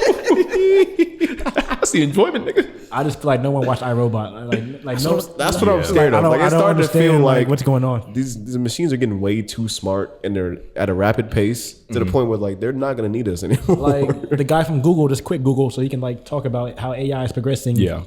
Way too fast. yeah, like a lot faster than they thought it was. That's I'm kind of like, I don't scary. know. It's like it's useful in a lot of ways, but I feel like at a certain point we're gonna be like, okay, we gotta stop this. And like the thing is, like me, We gotta shut it down. Me personally, like I'm so like ignorant to AI because like I don't like look up. I don't like Chat GPT. I've never been on that website. I don't know what it is. Like I don't see any AI in like my real life. Yeah. Until I get on like Twitter or something like that, and I see all AI stuff. Except for Siri. Yeah. The two I things. don't even use her. Yeah. I use her every day. And the two things Shout out to Siri. I can tell you right now. She be knowing stuff, man. So here's the. She is nosy. You just say something and she I swear, like, ain't nobody talking to you. stop talking to me. Sorry, I didn't catch that. I'm not talking to you. That's why. Hey. The two biggest things are going to happen here, probably with the next. If it's not going to happen this year, it's going to happen next year, and I guarantee it's going to happen in the next 2 years. Somebody will either try to start putting AI in robots, which is then it's going to get dangerous, right? Like walking around. It's actually actual robots. We still have like they're still making robots that are autonomous to do physical labor, which they are the ones for the factories, the one that like putting boxes on a conveyor belt, things like that. Or the same way people are using AI to write scripts for movies or to make music or to do anything, somebody's going to make an AI to help us solve political issues. At that point, neither party is going to like that. They're going to be like, okay, well, this AI just basically said how we solve this major issue going on in the world or going on in the country. That's a fraud agenda. And then people start developing AI for each of their own viewpoints. And they're going to have this big issue of like, well, this AI says we do this kind of way, A, B, C, and D. All the problems are going to be solved. And so I guarantee you, each conservatives or liberals or moderates or whoever are going to make an AI program to write a script on how to solve a political issue, and then we're going to like be debating that for the next couple of years. I promise. Talking back and forth. Oh, 100%. AI president. Yeah. I'm about to move to Mars. That's It's over. That's for the us, only way to bro. get out of here. Man, that's scary. Because Pat's a teacher and Miss Taylor is a parent, I got to ask you this question. Should schools address diet concerns with parents? So there was a lady on TikTok who got offended and unenrolled her student out of school because they wrote on a snack that she provided for a child about, hey, we're trying to, pick better snacks for your kids. We're trying to establish more of a health conscious, eating environment for the students and for the kids. So basically, what happened is a 3-year-old at this preschool or whatever. Oh, and right. I know, right? But like the mom gave her child a bag of Pringles. This is a can of Pringles, and they wrote on 9 a.m. though, because like I hate those students like that. I have no clue. They come in my room with Takis at 9 o'clock in the morning, smacking. Breath stinking. I'm like, bro, it's 9 a.m. You guys Takis in the Mountain Dew, like Disgusting. Which is crazy, but at the same time, just came out of gym smelling like ass. Yeah, but they wrote they wrote that on the Pringles can, put it back in the kid's lunchbox, and sent it back to the parents for the parents to read. And she took her kid out of school. That's a little too much. It seems like they overstepped their boundaries. They didn't allow the child to have the snack that mom provided. They're just voicing their concerns about their kids' health concerns. And her biggest issue was that like, and she called it snack shaming. She said, by snack shaming these students, you're going to lead to a visual fat shaming and obesity and concerns with personal health and diet. So I was thinking about, for you guys, did any school you know of, or any teachers do that for faculty even weigh in on diet when it comes to the kids, or do you feel like that's okay for parents? I mean, like maybe a health class might talk about nutrition. Yeah. But I feel like if they have a problem with the snacks, they got to provide snacks. Then like, you got to provide the snacks. Yeah. Then provide the snacks because here's the thing, not all parents can afford healthy snacks. I mean, it's expensive to be healthy. We all know that, right? Man. So I mean, McDonald's, if that's all she has yes, it's not the most healthiest thing to give your child, but if that's all she has in the house, why would you do that? Yeah, that's to this parent and to this child, because the child is now feeling bad about my snack that I have at 3 years old. Yeah, that's crazy. And why are we putting that pressure on these kids? Yeah. And for further context, this is not like a low income household at all. She knew a snack that her kid liked, and that was it. And the school decided to weigh in on their personal opinions when it came to her snack of choice.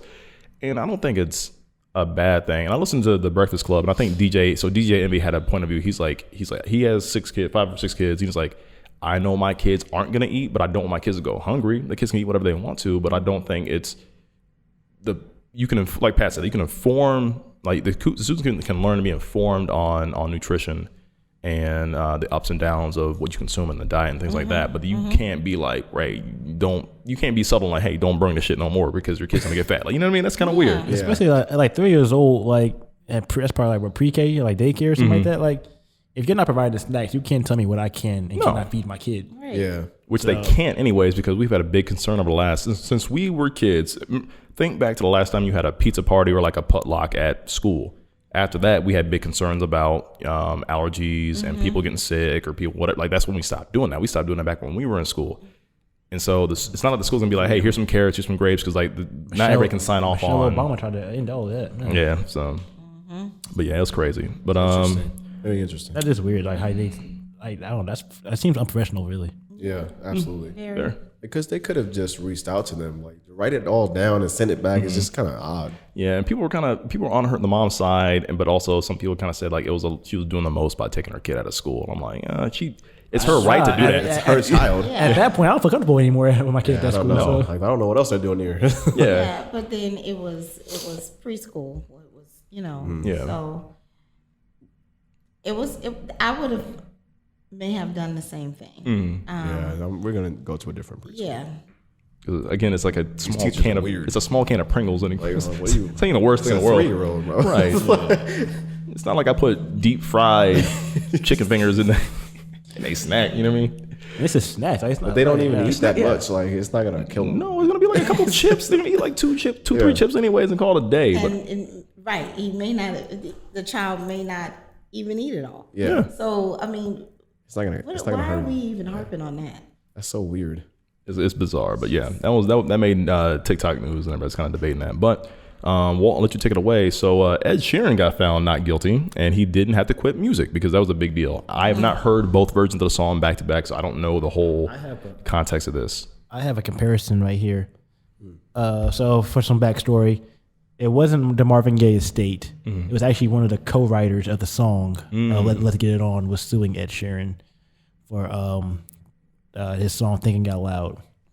And I have a comparison right here, so you guys can make your own. You can see what you want to say about it. If it plays. Baby, man, trying to hold back this feeling. Damn. For so long. Heart could still fall less. Heart at 23. And if you feel like I feel, baby. I mean, they're pretty similar. I tell you what, if you gave me some lemonade and some limeade at the same time, I would not know the difference. I'm not gonna lie to you. That's how close they are. If you give me two, because at that point I'm like, that's as bad as close as it's gonna the way get. they mashed it up though, it sounded like the same song. It sounded like the same fucking song. I don't know, it's so hard. Like, he was found not guilty though. Ed Sheeran said like the chord progression. It was like it might have been similar, but that chord progression has been used over and over again 100 times. Exactly. So it's like in this world, there's only so many chords you can play on a guitar. Yeah, correct. Like, so some are going to sound similar. There's nothing new under the sun. Yeah. Like, every time you come up with a song, you may think it's the newest thing to you. Yeah. There's always going to be at least one song out there that's very similar. And they're like, well, you stole this from me. It's like, well, no, I didn't. But there's no way to really prove that. So I'm glad he was found not guilty, because that's a lot of people have been getting fined a lot of money, like millions of dollars. I think it was like $100 million he was getting sued for this. That's crazy. Ooh, that'd have been a tough amount of money for him. For $100 million, is that song worth $100 million? That's one of his biggest songs. That's ever. one of that more. That song was popular. The most that's probably his biggest song. top song for like 2 years running. Yeah. You hear it at weddings and retail. That's true. Like it's everywhere. But But they're both, and that's why they're trying to sue getting him.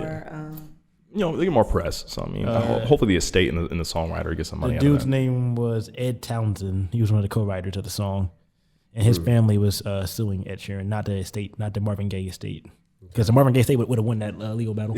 They don't lose these legal battles. Man, well, that's interesting though. Well, it's tricky in the music business. Real quick, I want to say R.I.P. Jerry Springer. He passed away. He passed away around how old was he? 84, 86, something like that. He was in the late. Jerry was a GOAT, man. He brought us a lot of reality TV that stuck around for a very long time. Should not have been watching. And it kind of branched out. Dude, let me tell you. Okay, real quick. This is gonna sound weird. Dude, I was probably 5 or 6 years. I was probably 4 or 5 years old watching Jerry Springer because my mom's old ex-husband used to watch me, babysit me. Dude, because back in the day, Jerry used to get wild, bro, because they just had titties left and right popping up on that show. So my first time as a kid seeing a titty was on Jerry Springer. Jerry? It was blurred out. It was blurred out, but as a young mind, right? You fixate on that. It's why are they blurring these one specific parts of the body out? So I was a kid. This is gonna sound terrible. I was 4 or 5 years old, and I used to love Jerry Springer. I used to watch that shit like that. That and Maury. Maury, dude. Okay, I'll tell you what. Maury is better than Jerry. Jerry, you go on Jerry Springer's show. When you buy a ticket to go, right, you just gotta be ready to fight somebody from the audience. You gotta fight somebody because Jerry would just let people get up. They would ask questions. They would talk shit to the people "Oh, you're wrong for this, and you a whole da da da da." She's like, "You won't fight me then?" And she's going the audience. Bump it. He bought the KKK on there just to get beat up one time. Exactly. Imagine paying $30 you get to fight a free clan member. That's crazy. I'd do it. Free ticket. But nah, he was a legend. I do say him and Maury though, they did the black community wrong. A little bit. They depicted us way crazy, bro. It was bad. They was on there just showing out. I was like, looking back on it, I was like, this is terrible. Because those cameramen though, those cameramen were you had an audition for that. Olympic track runners. You had an audition. You had an audition for that. You could not get away from they used to run in the back, corner. Yeah. Then they stop and fall down. I swear. Matter of fact, Walt, the guy that finished first place in the race today, he worked on Jerry Springer, bro. He may have, bro. They was not letting him run away. Not at all. You're not getting away from this camera. I'm sorry. You might just fall now. Why are you following? You might just go ahead and fall now because you're not getting away. Yeah, but Jerry, he is not the because Jerry Springer, he was a great show host, and reality TV was he played a huge and then Real World played a huge part into what reality TV is today, and so he'll always be a legend in his own way, no matter how controversial a show was. But I will say that nigga Maury, bro, this man played it up dramatic. Because you know how long Maury would pause before the announcement? Or he would come back. It would come back after the commercial break. To be continued. He's like, we'll be right back after that. I'm like, Maury. Just say it, bro. He's like, y'all gonna see this ad. This is real life people on the line, bro. In the case of young Patrick Taylor, you are not the. I have never seen somebody start dancing. They be happy. Yeah. Bro, this is so traumatic. And sometimes and the female run off and the cameraman is following her. But it's yo. Face be in the couch, she be crying. They close up on her face. Sometimes it'd be that baby look just like you, bro. Why you on this show? Got the same nose, bro. That's you know that's your baby. That's you. You can't lie about that. Yeah, you said you didn't sleep with your best friend's wife. We determined that was a lie. That's another thing. All the dirt wants to just come out. She slept with him. It's like, dang, wait a minute. We didn't know all that. Why are you telling us all this? Why is this on live TV? Or this is the 4th time she's been on the show. Oh, God. Yeah, you got to give it up at that point, bro. You got to go. This is another baby. You just doing this just to be on TV, bro. Father. You can't pay for this? What's going on here? Yeah, man. Which was crazy is shock reality TV like that. It sprung into the Dr. Phil show because then that's how Bad Baby got big, and then he need a doctor. Is he, bro? I don't know. He's not a doctor. He's not licensed. But yeah, reality TV. That's why whatever. Those were the highlights. But nowadays it is kind of a little bit cringeworthy. Because now they kind of really force the drama and all kinds of crazy stuff to happen like that. So I think even because the Steve Wilkos show is a good example. His shit's kind of weak. He tried to actually be a psychiatrist for some people and sit down and talk to them. Aggressive. But he was the security guard for Jerry Springer. Yeah, for Jerry Springer. He's too aggressive on his show. He wanted to fight the people with him. Wait a minute, bro. And Steve Wilkos a big boy. You can't be fighting the people on your show. You got to calm down. And then go back to hosting. Anyway. But yeah, in other celebrity news, Jamie Foxx did make a recovery. I know we missed that a couple weeks ago, but Jamie Foxx did get better. He had a stroke. He's only 55. Are you still in the hospital though? I thought he said I know he woke up. Last time I heard, he was still in the hospital and he was still saying pray for him. Oh, really? I don't know which bunny you're looking for. No. But yeah, I don't know. That was Twitter news. So I get my news from Twitter.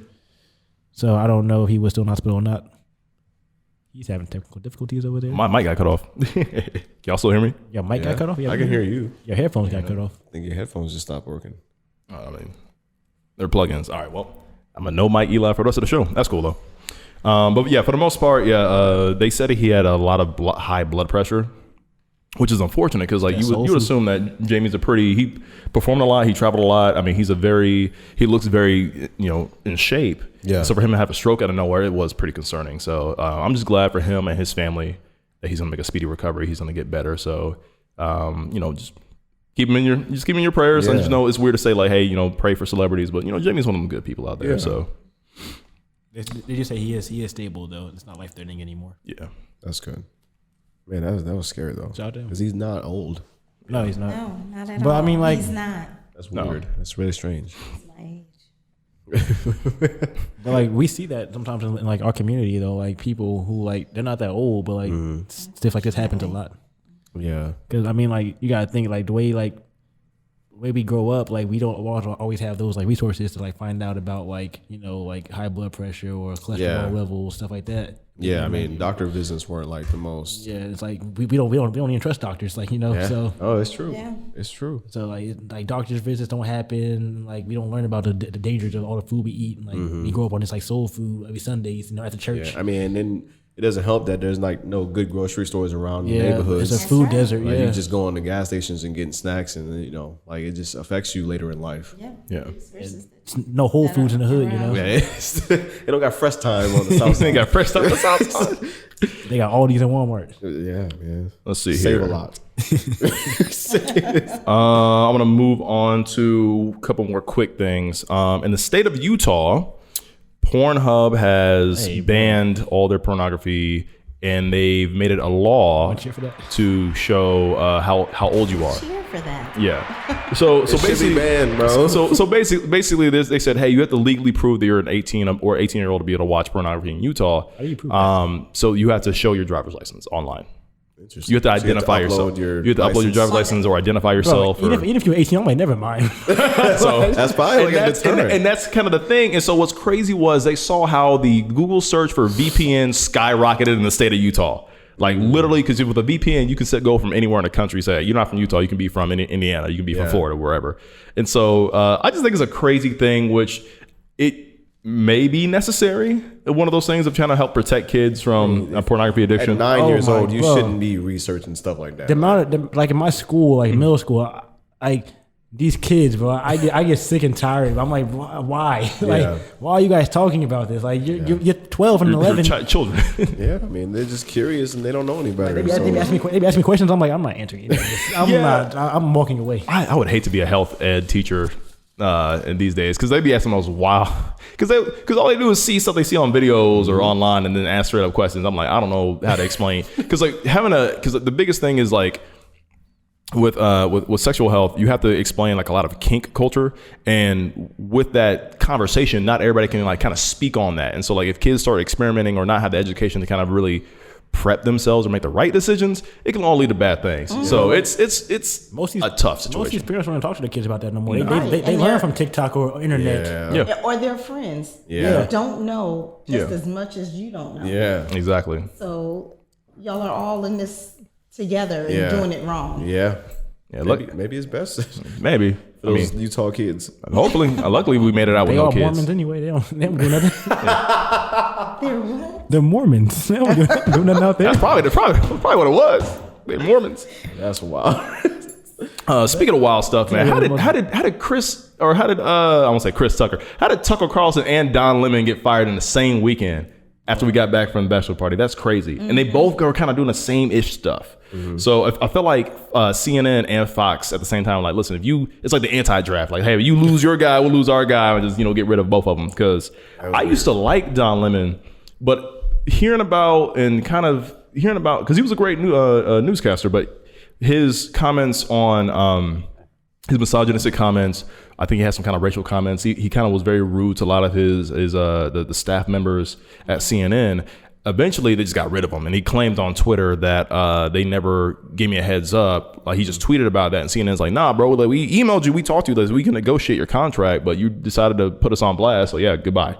And he was just gone. And then Tucker Carlson, he just kept saying more racist shit, and then they're like, you gotta go too, because for Fox right now, it's like they went so rampant with the dialogue about the election being stolen, and then once the election poll people sued Fox for almost $1 billion, they're like, yeah, we got to clean up our act, because that's a lot of money to lose. And then even though Tucker Carlson has one of their most popular news shows on their network, they're like, we just got to cut you. Like, you keep saying, because he's getting caught up in tweets, he's getting caught up in text messages or notes or comments in the same way that Don Lemon did. It's like, you're not impervious to consequences. Even though your personality and you make us a lot of money, you're also going to cost us a lot of money. So they just get goodbye. I feel like there's like a certain threshold with certain individuals. Like, yeah, because I feel like the network knew like what type of person this was way before they fired him. Yeah. But it just took so much, and they were like, okay, we're getting a lot of as long as you're bringing in more money and the ratings are high, you're cool.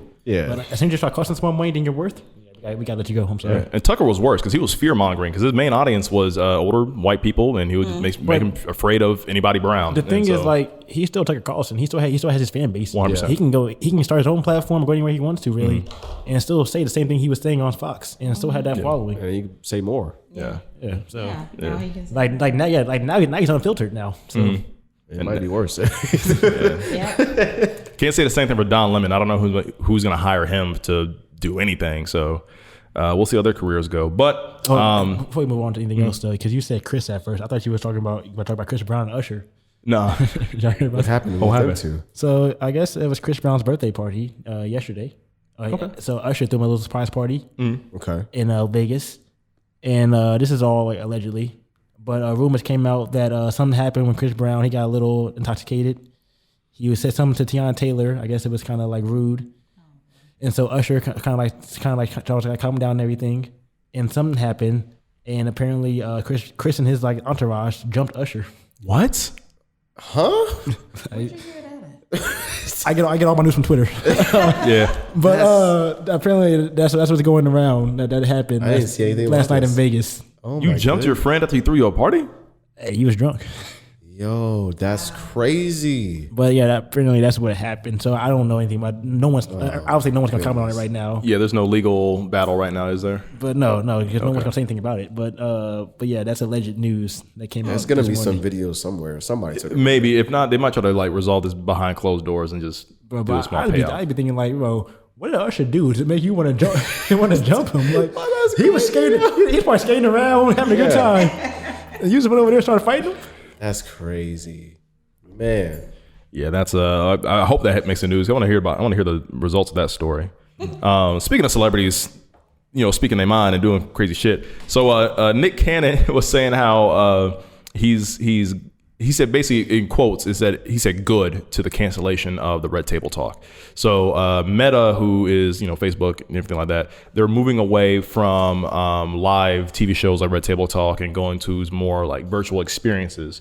And so they cut Jada Pinkett's show, and I think Nick Cannon, one of his shows, he just said like, yeah, it's the toxic table talk. That podcast with Jada Pinkett was one of the reasons that led Will Smith into a lot of emotional turmoil, into slapping Chris Rock, into doing the things that he's been doing. So I don't know how y'all feel about that. Do you think the Red Table Talk being canceled is a good? I mean, she might find another platform. She might do something on her own. But do you feel like if the show was gone forever, is that a good thing? Should it come back in a different form? Like, what do y'all think? I mean, that's all it was a podcast. Yeah. Like she can go anywhere with that. Yeah. She can put it on YouTube. She can put it on Spotify, Apple, whatever. Yeah.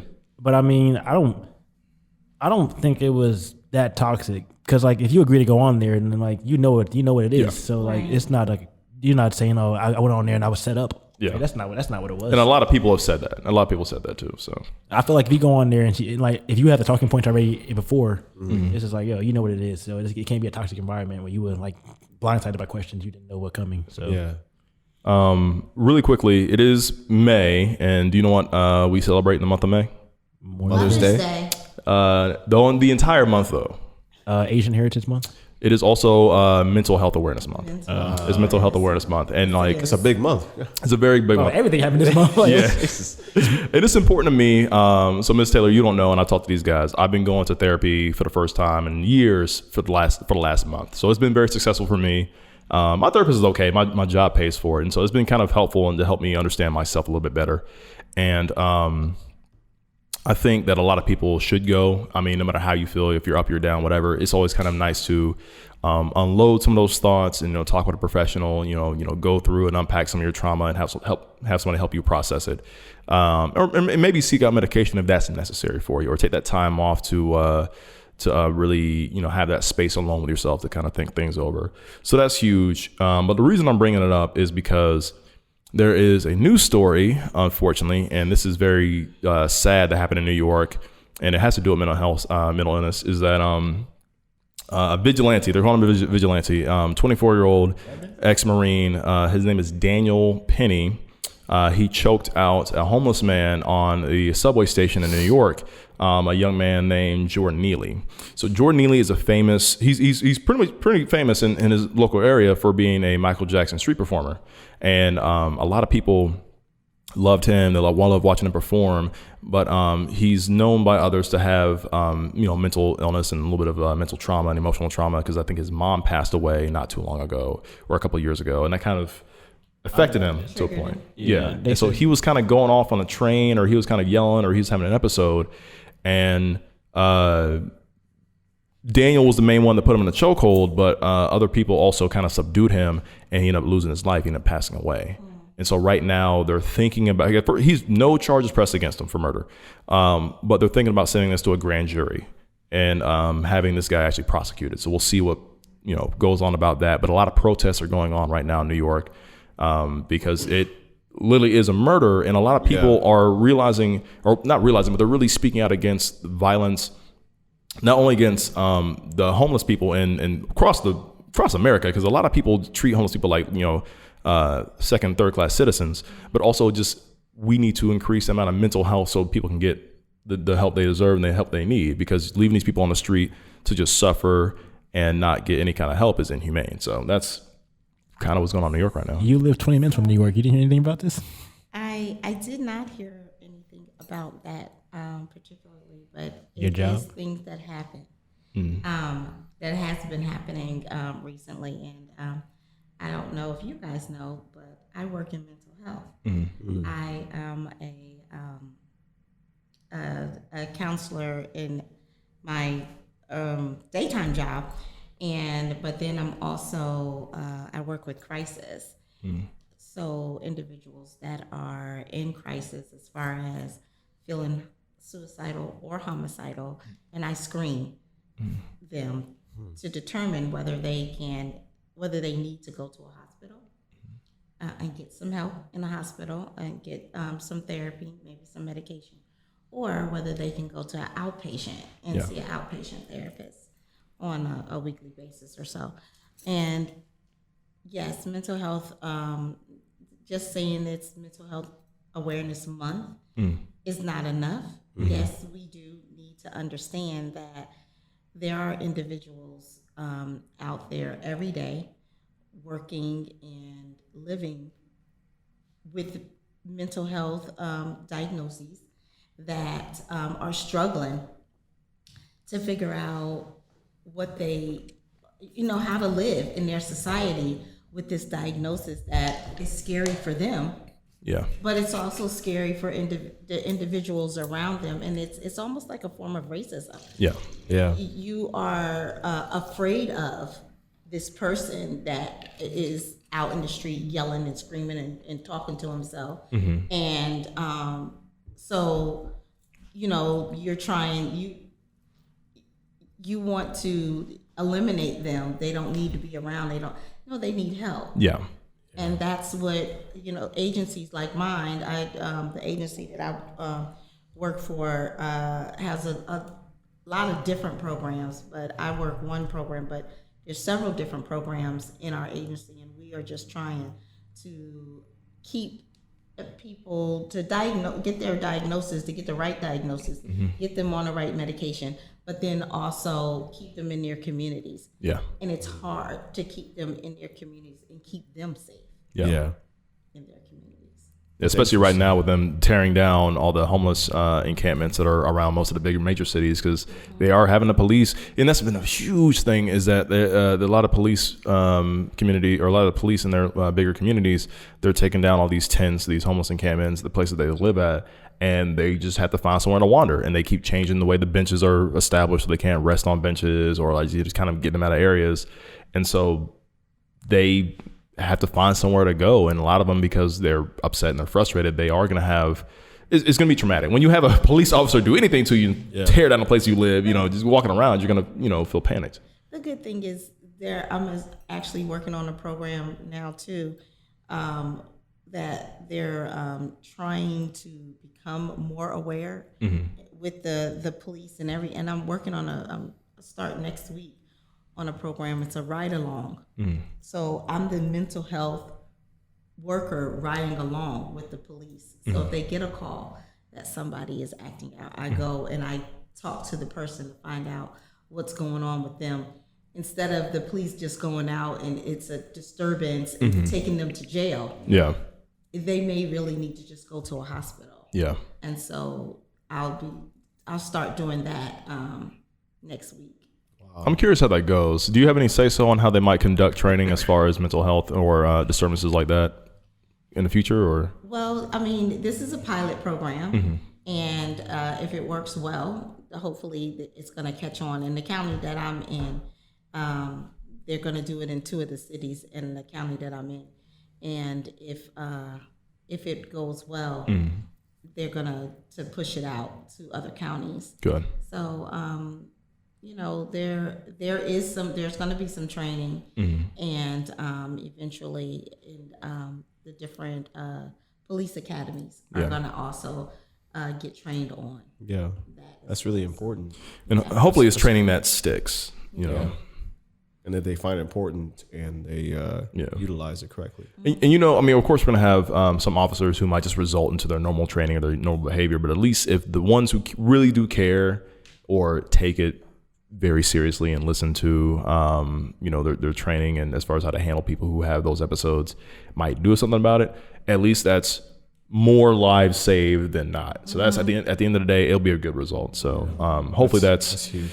Something huge, and hopefully Jordan Neely gets some justice, because this guy needs to go to jail. I mean, at the end of the day, like you're a civilian, you're a civilian Marine that's out here choking people on the bus stop or the train stop. That's never okay. And because he's somebody who is homeless, the fact that he never got arrested for murder is always, that'll never not irk me. So that it's where that the value of somebody who doesn't own anything or doesn't own a house is seen as less than, and they kind of just let him be about his day. So it's a whole thing. A couple more things we're gonna get into 2 more things, and then I think we're just about done.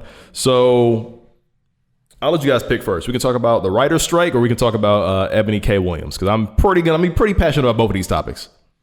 So I just learned about the Eboni K Williams thing, and I don't have much to say about that. I'm curious to see what your mom says. I'm not gonna lie to you. Okay, what is it? So Eboni K Williams, she used to be a huge lawyer. She became a star on The Real Housewives in New York a while back, and she was on an interview, and I can't remember the lady's name. I want to say Iyanla. I don't know. Iyanla Van Zandt? Iyanla Van Zandt. So she was on her show, and Miss Van Zandt asked her a question like, "Hey, would you ever date a bus driver?" And she said, yes, if he owned the bus, or if he owned the bus driving service. And I forgot. So I think they had this discussion about women's, especially Black women, their dating values, what they seek for, who they want to marry, who they want to date, how they conduct themselves in a household as a household wife, the whole 9 yards. And Miss Van Zandt asked her this question, and that was her immediate answer. And they kind of got into discussion of what type of men that women deserve to date, or who they should date, the value of their career. It kind of divulged down into career status and money. And that's kind of, in the interview, that's how it kind of came off. Now, Eboni has gone on The Breakfast Club. She's gone on other talk shows to kind of defend her point, and she's kind of doubled down on her point. But from Ms. Van Zant's perspective, she said that she would date a bus driver. Now, the bus driver is the quickest example that she threw out there, but she came down to, like, if he loves me, if he loves his job, if he's a man of integrity, and he has good religious values. So, like, and that's kind of the key core personality features that Ms. Van Zant brought out, because as long as he's doing his best to take care of me, he's a good person. And I think the biggest word that stuck out to me was integrity. She doesn't really care who she marries or the status of his job. And then people, and this is on TikTok, this is on the internet, people are kind of downplaying the career of a bus driver, and it kind of got into the mocking of blue collar workers or service workers who are the bus drivers, the janitors, the sanitation servicers, all kind of jobs like that. But they forget some of these, like, the average income in America is about $33,000. Bus drivers make anywhere from about 30 grand to 60 grand, depending on or 70 grand, depending on what state you live in, right? Mm-hmm. And these are also careers with health benefits, with a 401k, with time off, vacation, all this stuff, right? And so there's been a big debate online between what women are told how they should lower their standards or raise their standards, or how men should seek out better jobs. How I think Ms. Eboni's point of perspective was like how the Black community has been indoctrinated to believe that we just need to be service workers to other people who own a business. We should go out and have more startups and own more businesses, and Black men, if they want to be better, they need to make six figures and own this and that. And it's kind of and it's weird, because there's been this huge thing of dating within your actual possibility, dating within your means, right? And so it's been that kind of discussion. So I don't know how you feel about it, because there's articles and interviews, and it's like hours of content. I don't have time to go through all it today, but I kind of got the gist of it. Yeah, I mean, for me, again, I feel that it doesn't matter. Oh, sorry. It doesn't matter what like she said, integrity. If you have integrity and you are there for me, and I mean, I don't care what your job title is, or what you I just care that you are the person that loves me, takes care of me, takes care of your household, and whatever job you do now, I don't want you to do anything illegal. Yeah. So let's not go there.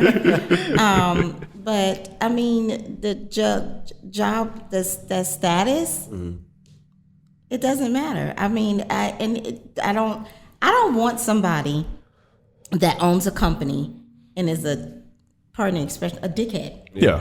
I mean, I don't care that you own a company. I don't care that you can buy all of these things and all of this and all of these vacations and all of that if you are a complete ass. Yeah. To me and to and you're a jerk when we're out and about. Yeah. Yeah.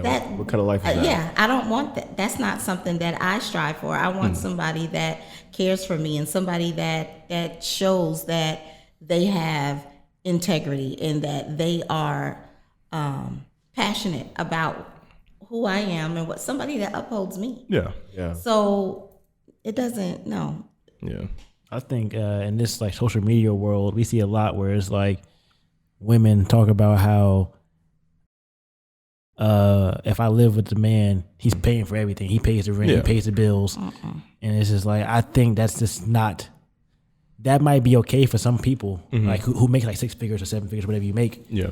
But for 98% of us, that's just not going to happen. Like, that's just not viable for anybody to pay all the rent, all the bills, and you just do nothing. Like you just, like at some point, if you're with somebody, like it has to be like, I think it has to be 50-50. Like some months it may be 50-40. Some, I mean, 40-60. And sometimes it may be 100 on my side. Yeah. Like, so, I mean, whatever it is, I want us to come to that agreement that it doesn't always have to be 50-50. Yeah. It doesn't always have to be that you do everything. Sometimes I will, sometimes you will. And we're gonna be okay. Yeah. Period. You got my back, I got yours, and let's do this. And that's crazy because like when it comes to the whole partnership, marriage, or dating side of things, people are not, and I feel like I keep saying this in the comments online when I see these videos and I reply back to them. It's always for better or for worse, right? When you have a partner, when you marry somebody, it's always is for better or for worse when you build together. And until it gets worse. Until it gets worse, and they're like, "Nah, I'm gone. It's too much worse." But it's crazy to me because I want to look at it both sides. I mean, I don't want to come off of one of those podcasts that are like, "Oh, women do." It's none of that nonsense. Because the counter argument to that is that black men also need to do better, or men in general also need to do better, which. For that, to your argument about rich people can be dickheads, well, so can men who are on the lower income side of things, or just average everyday people. Because people always make the debate like, well, it could be the nice, guy who's a working class person, or you can date the rich guy who's an asshole. Everybody can be nice. Everybody can be mean. Exactly. And if it's the bus driver that's a dickhead, I'm not dating you. No. So that has my point is. What his job title is has nothing to do with it. Yeah. And it gets into because there's kind of two arguments. There's financial argument to this, because right now there's been a lot of comments from CEOs or business owners or people of influence or more power or more money than us who do treat customer service jobs and they belittle them. They see them as less than. I think I saw a podcast clip one time about a guy who debated a guy who debated one gentleman who owned a business, had like a 6-figure job, or made $1 million. He's like, people who make your coffee don't deserve that much money. They ask him for a pay raise. Starbucks employees go on strike and da-da-da-da. And he's like, you're making coffee. How hard is it? And the other guy interviewing him asked him like, well, do you buy coffee every day? Yes. Do you like your coffees well made? Yes. But you're saying these people shouldn't have this job, they should get a different job. No, I want my coffee made. Well, these people also making your coffee need to get paid more money. And so it's this weird disconnect from valuing the people who are the essential workers. And we saw that during COVID, valuing those who do all these labor jobs and blue collar work for us. Because we need them. Because we need them, but also we can't also treat them like shit. Like we can't treat them like crap. And so that's on the financial discussion, because the idea of being like, oh, you don't want to be a McDonald's worker. Honestly, McDonald's workers nowadays, they make a ton of money. And McDonald's has a lot of growth and promotion in the company if you really, really think about it. You get benefits. 100 really good benefits. And I think McDonald's also pays for school nowadays. Yeah. So it's kind of like we can't keep having this dialogue where we bash people's jobs, because some of these jobs can become careers, or they are careers, especially when they're paying this amount of money. And they're being way more competitive when it comes to income. On the dating side, there's this whole thing of dating within your means and how men should do a whole lot better. Part of me agrees with that. And part of me also thinks like, hey, just kind of be realistic with your, kind of expecting out of people. Some people are more superficial, more materialistic. At the end of the day, it comes to, like we all agreed upon, integrity. At the same time, though, there is this dialogue of if you're broke, you can't date. And I've heard that so many times, and it kind of pisses me off, because what it is that a lot of people are saying out there, like, okay, or mostly it's girls, because they want to pay for the first whatever. They're saying that if you can't, either take me out several times, you can't, pay my bills, you can't pay this money. If we got to go 50-50, you're too broke to date. And for me, I'm like, I don't know you. We're not actually dating. We're not in a relationship. So it's like, I don't see myself doing that for a complete stranger who I'm just trying to get to know. And that's the same argument about this whole, if you're too broke, don't date. That's the same thing as saying like, oh, you're poor, don't have kids. Like you're saying that because you don't make a certain amount of income, you don't have the right to do this. And I think it's a bizarre argument that people are really trying to, throw out there as a law. So I feel like people like have their priorities in the wrong areas. Yeah. Like you should just focus on trying to meet someone who gets you, and that you guys have like some type of commonality. Yes. You can and you can find someone who doesn't make a lot of money, or who does make a lot of money, but you can find somewhere to meet in the middle, because you guys you gel because of some reason. Right. And I feel like that should be where your starting point is. And when you set these unrealistic expectations or priorities for yourself, you're never gonna be happy or meet that person that you're quote unquote looking for. That's why I said social media, I think like did that a lot, because people get on there and they see other people like living this life. They're like, oh, I wish I had that. I wish I need that. I need that. It's like you don't need any of that. Like just like you got to be happy with what you got. Exactly. and then find a way to get to that. Yeah. Right. Together. Yeah. Yeah. Absolutely. Like there's nothing wrong with building. Like you don't have to give it somebody who has everything already set in stone. You guys can build a foundation together. Like, and build up and keep going. And then you'll enjoy it more too because you earned it. You know? So I think like people's got to have like expectations like way too high these days. Yeah, I mean, I feel like you should just want to be happy. Like that should be first. That should be your main goal. Like it shouldn't be like, well, how much money does he make? Like that shouldn't be your first conversation. You're already messed up. Right. Status and money is not everything. Yeah. Speaking of being happy, there's a couple of writers in Hollywood who want to be happy. This writer is the first writer strike in almost 15 years.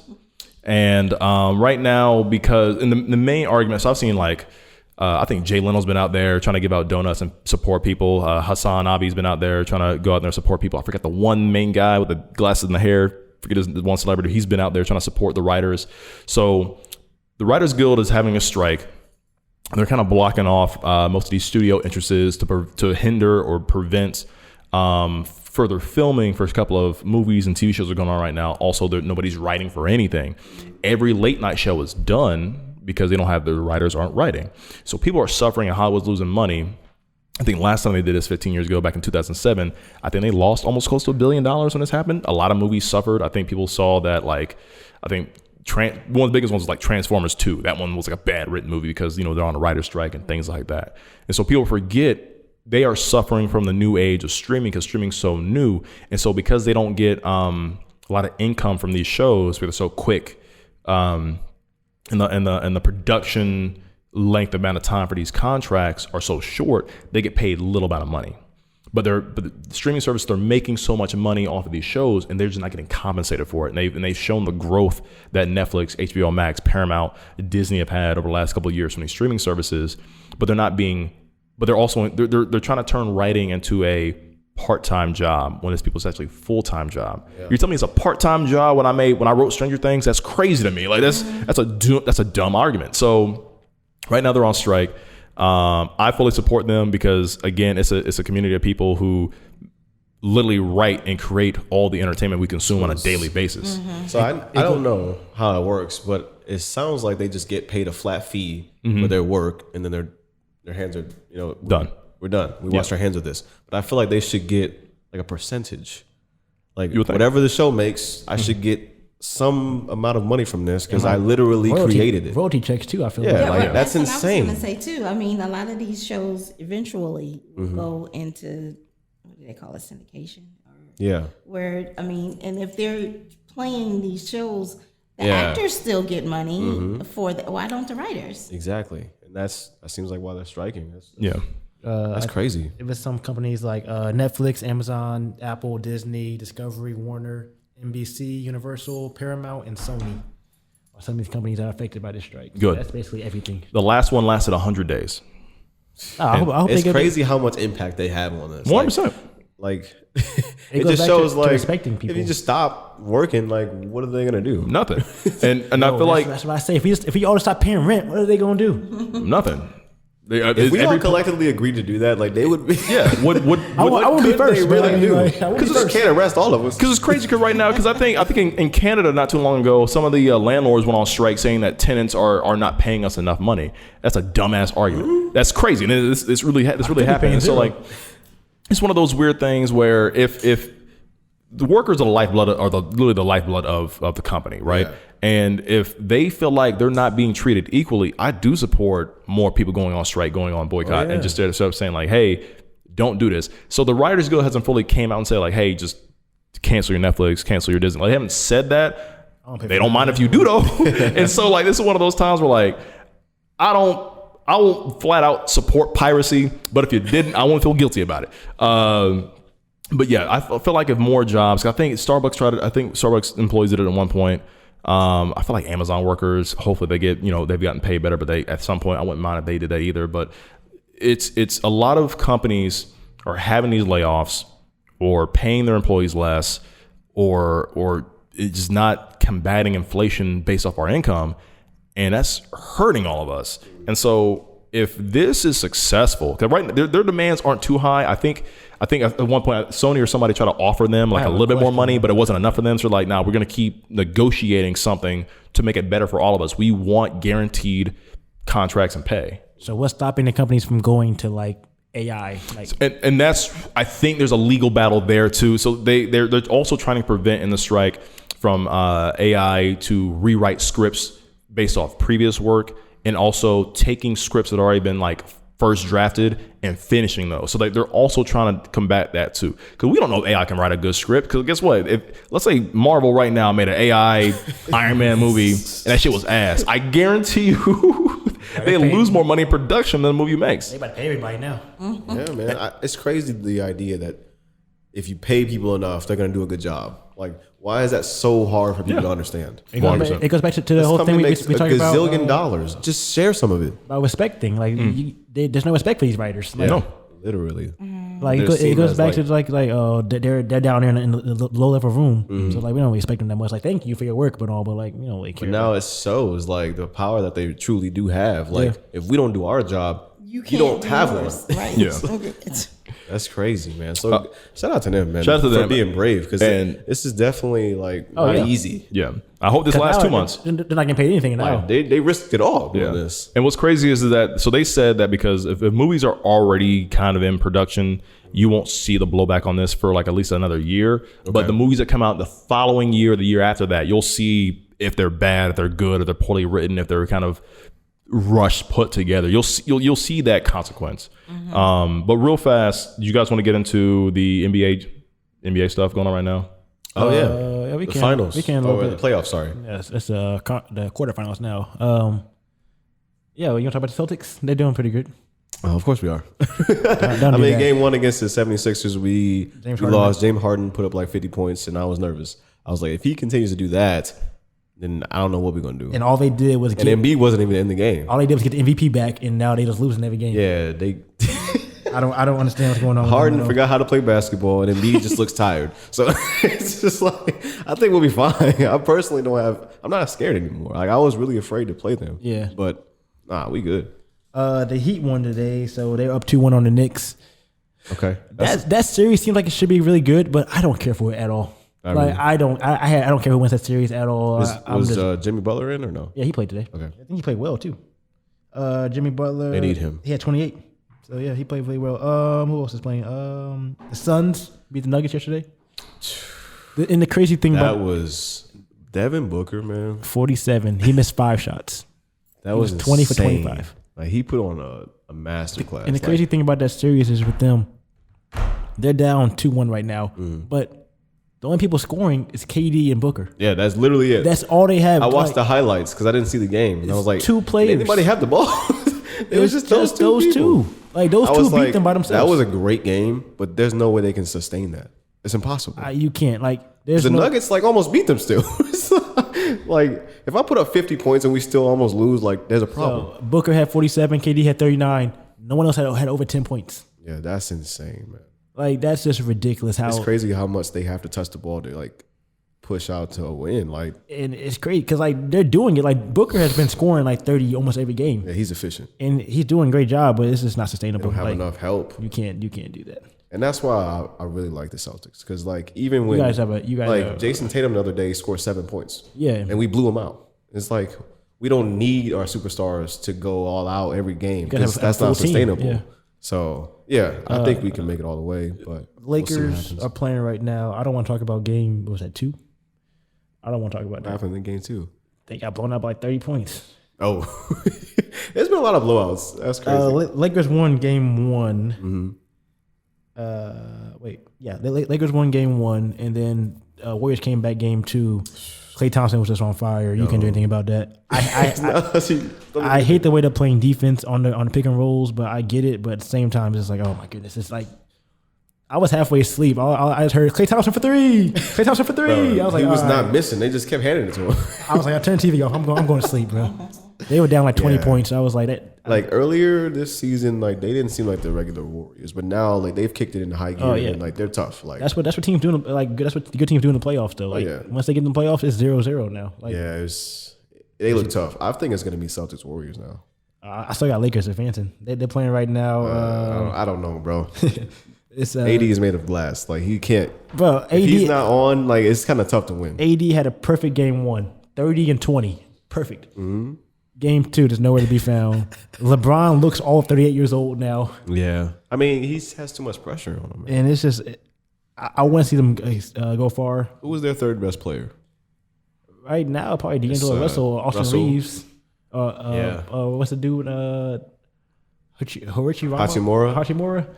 He was hooping last game. He was not bad. They're not bad. Like they get you some buckets, but like Tristan Thompson you can't necessarily rely on. Tristan Thompson played last game. That's how I know. I forgot he was on the team. He got minutes. At least still in the NBA. Why they pick him up? I'm so confused about that pickup. Don't need him at all. That was Braun. That had to be all Braun. I like him, man. He's my friend. Yeah, and listen, my friend needs a job, man. Just come on.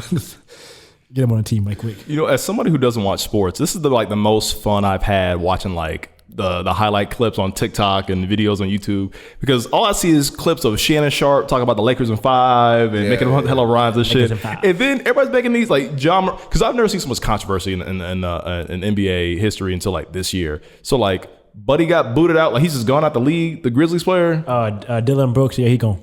What did he do? Well, no, he's not going to the league. So the Grizzlies, his contract was expiring for the Grizzlies. And they just told him like, hey, listen, next year we're not bringing you back. Yeah. Which happens all the time. Yeah, okay. But like, it was kind of immediate. Like soon as they lost, yeah, they're like, you're gone. He ain't gonna be and here like anymore. The way they said it, under any circumstances, we're not bringing him back. It was kind of rude, like unprofessional. That usually doesn't happen. So they doubled down on it too. Definitely something like boiling underneath that we didn't see before. And it's like crazy. I don't know what he did, but I was like, because at first I'm like, John Morant over here is waving a gun and he ain't going. But Buddy because he's not a hooper. That's your star player. You're not about to give it. He's not that good. Like he's just. I mean, he'd be fine on a different team. He didn't. I mean, he'll get a job. Well, so he'll get like, a job. Him antagonizing LeBron like that and then not playing well. Yeah, I don't know why he said that, bro. Like, unless LeBron scores 40 on me, I don't respect him. What? What are you talking about? That man went out and lost by 40. That's what I'm saying. Like, you don't even score more than 15 points, bro. You know, it was funny because what was the guy from the Grizzlies' name again? What's his name? Dylan Brooks. Dylan Brooks, bro. Dick Barr made a whole diss track for Dylan Brooks. Wow. It was the funniest thing in the world. They just kind of went viral, so like he was so proud of it too. But that was just funny. I'm like, he's getting all this hate all over the internet. I don't know what Buddy did. Dumb now. He looks really dumb now. And then for me, the funniest thing for like the week was is not what's his name? Draymond Green is out here stopping players. Is that what it is? He's stepping on players. Been a dirty, like, who do you stop on? This series? Or like last series? Was it a bonus? It's like all these funny videos like I was like, yeah. I remember seeing it. I was like, damn, he's stomping on people. Nah, he's mid-game. He's always been kind of something. Just a dirty player, like, but yeah.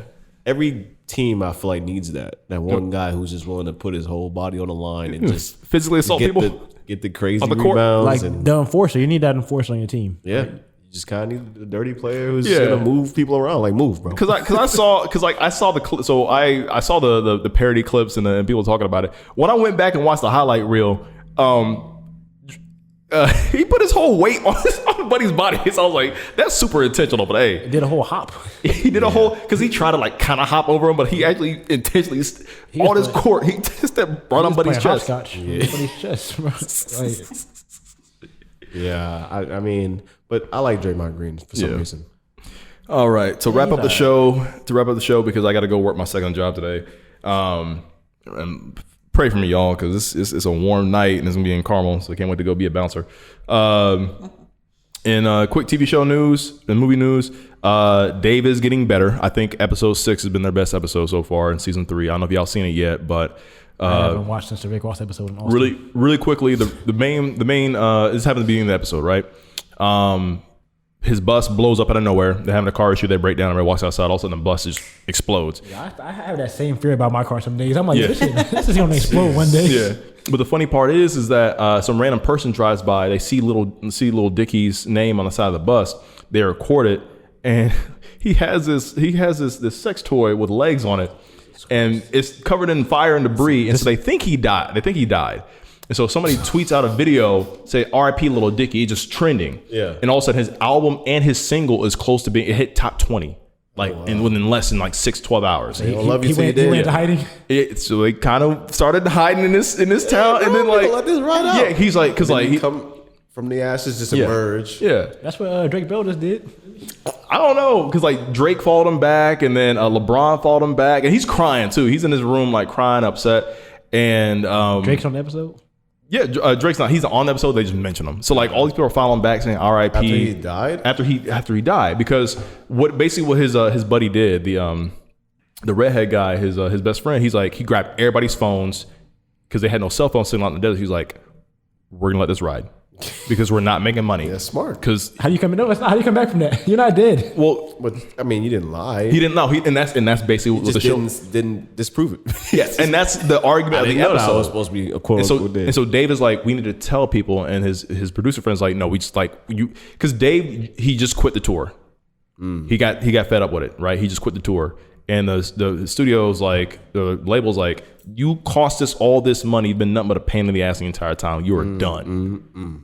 And Buddy's like, we got to make up this money somehow. And with his single and his album ranking up, he's like, listen, you won't shut the fuck up for like 48 hours, okay? And so they don't love you till you're gone. Nah, and then eventually Dave has this like, not epiphany, but he kind of like reminisces on something he said back in the day. He's like, I don't want to get to the top by any means, like any dirty means, or I don't want to lose myself. I want to be true to myself. And eventually at the end of the episode, he just goes to the biggest metropolitan area, sits down, and just waits. And somebody recognizes him. Just like, little Dicky, aren't you supposed to be dead? He's like, nah, I'm alive. And after that, the episode ends. So I was like, you know what? You got to watch. It's a pretty good episode. So I'm digging it. So hopefully it gets better. I saw Guardians 3. I want to see that. I think mid-Marvel's done. So no more mid-Marvel, no more mid-Marvel TV shows, no more mid-Marvel movies. I almost cried about 3 times in that movie. Wow. If you like pets, don't watch it. If you like animals, don't watch that movie. I heard about something having a rocket. So like, not rocket. Yeah, man. PETA would hate this movie. PETA would hate this movie. So, matter of fact, this movie should be named Guardians of the Galaxy. It should be the Protectors of PETA is what it should be called. Speaking of dead animals, so why on the marathon while we're running, there is a flattened cat that's in the middle of the road, and everybody's just running past it. Somebody stepped on his ass. No, a car ran over him. It's just a flattened cat in the middle of the race. You just run past it. Like, somebody get a shovel and scoop this little. I was just like, okay. I'm gonna leap over him like everybody else. There's got to be bad luck somehow, bro. Yeah, it was like a little. Was it black? A little cone bite. It was like black with like black yellow stripes, something like that. It had stripes on it. R.I.P. bro. Yeah. Rest in peace. I'll save. We'll talk about Snowfall next week, and I'll save this video game question for next week because this is a very interesting one. But outside of that, Miss Taylor, thank you so much for joining us. I appreciate it. Yeah, my pleasure. Oh, now my headphones. I'm so proud of you guys. Thank you. That's great. For everybody who lasted this long, we appreciate you. Thank you so much to our toppers. You know, I hate that name. I did not sign up on it. Yeah, big toppers. You don't know about if you enjoyed this episode, don't be afraid to rate us 5 stars on all podcast platforms. Follow us back on TikTok. Subscribe to us on YouTube. Hit us up on Instagram, Twitter. If you guys have any questions for the podcast or you just want to chat with us, let us know. With that, you guys got any closing statements? Go buy some merch. It's a parade inside my city. Yeah, get you some merch. That's all I got. With that has been episode 162 of Back to the Topic. We will see y'all next week with some more topper goodness. I don't know how we close this out. I don't know how we close this out. See you guys in the next one. Yeah. Okay, it's us. I've been falling. I was geeking. I was high as fuck, tweaking. I was trying to strike shit. I was trying to strike shit like a match late night. Yeah, strike like I missed it. Strike like I hit the pin. Strike like I'm not going to work. Strike. That's a good song.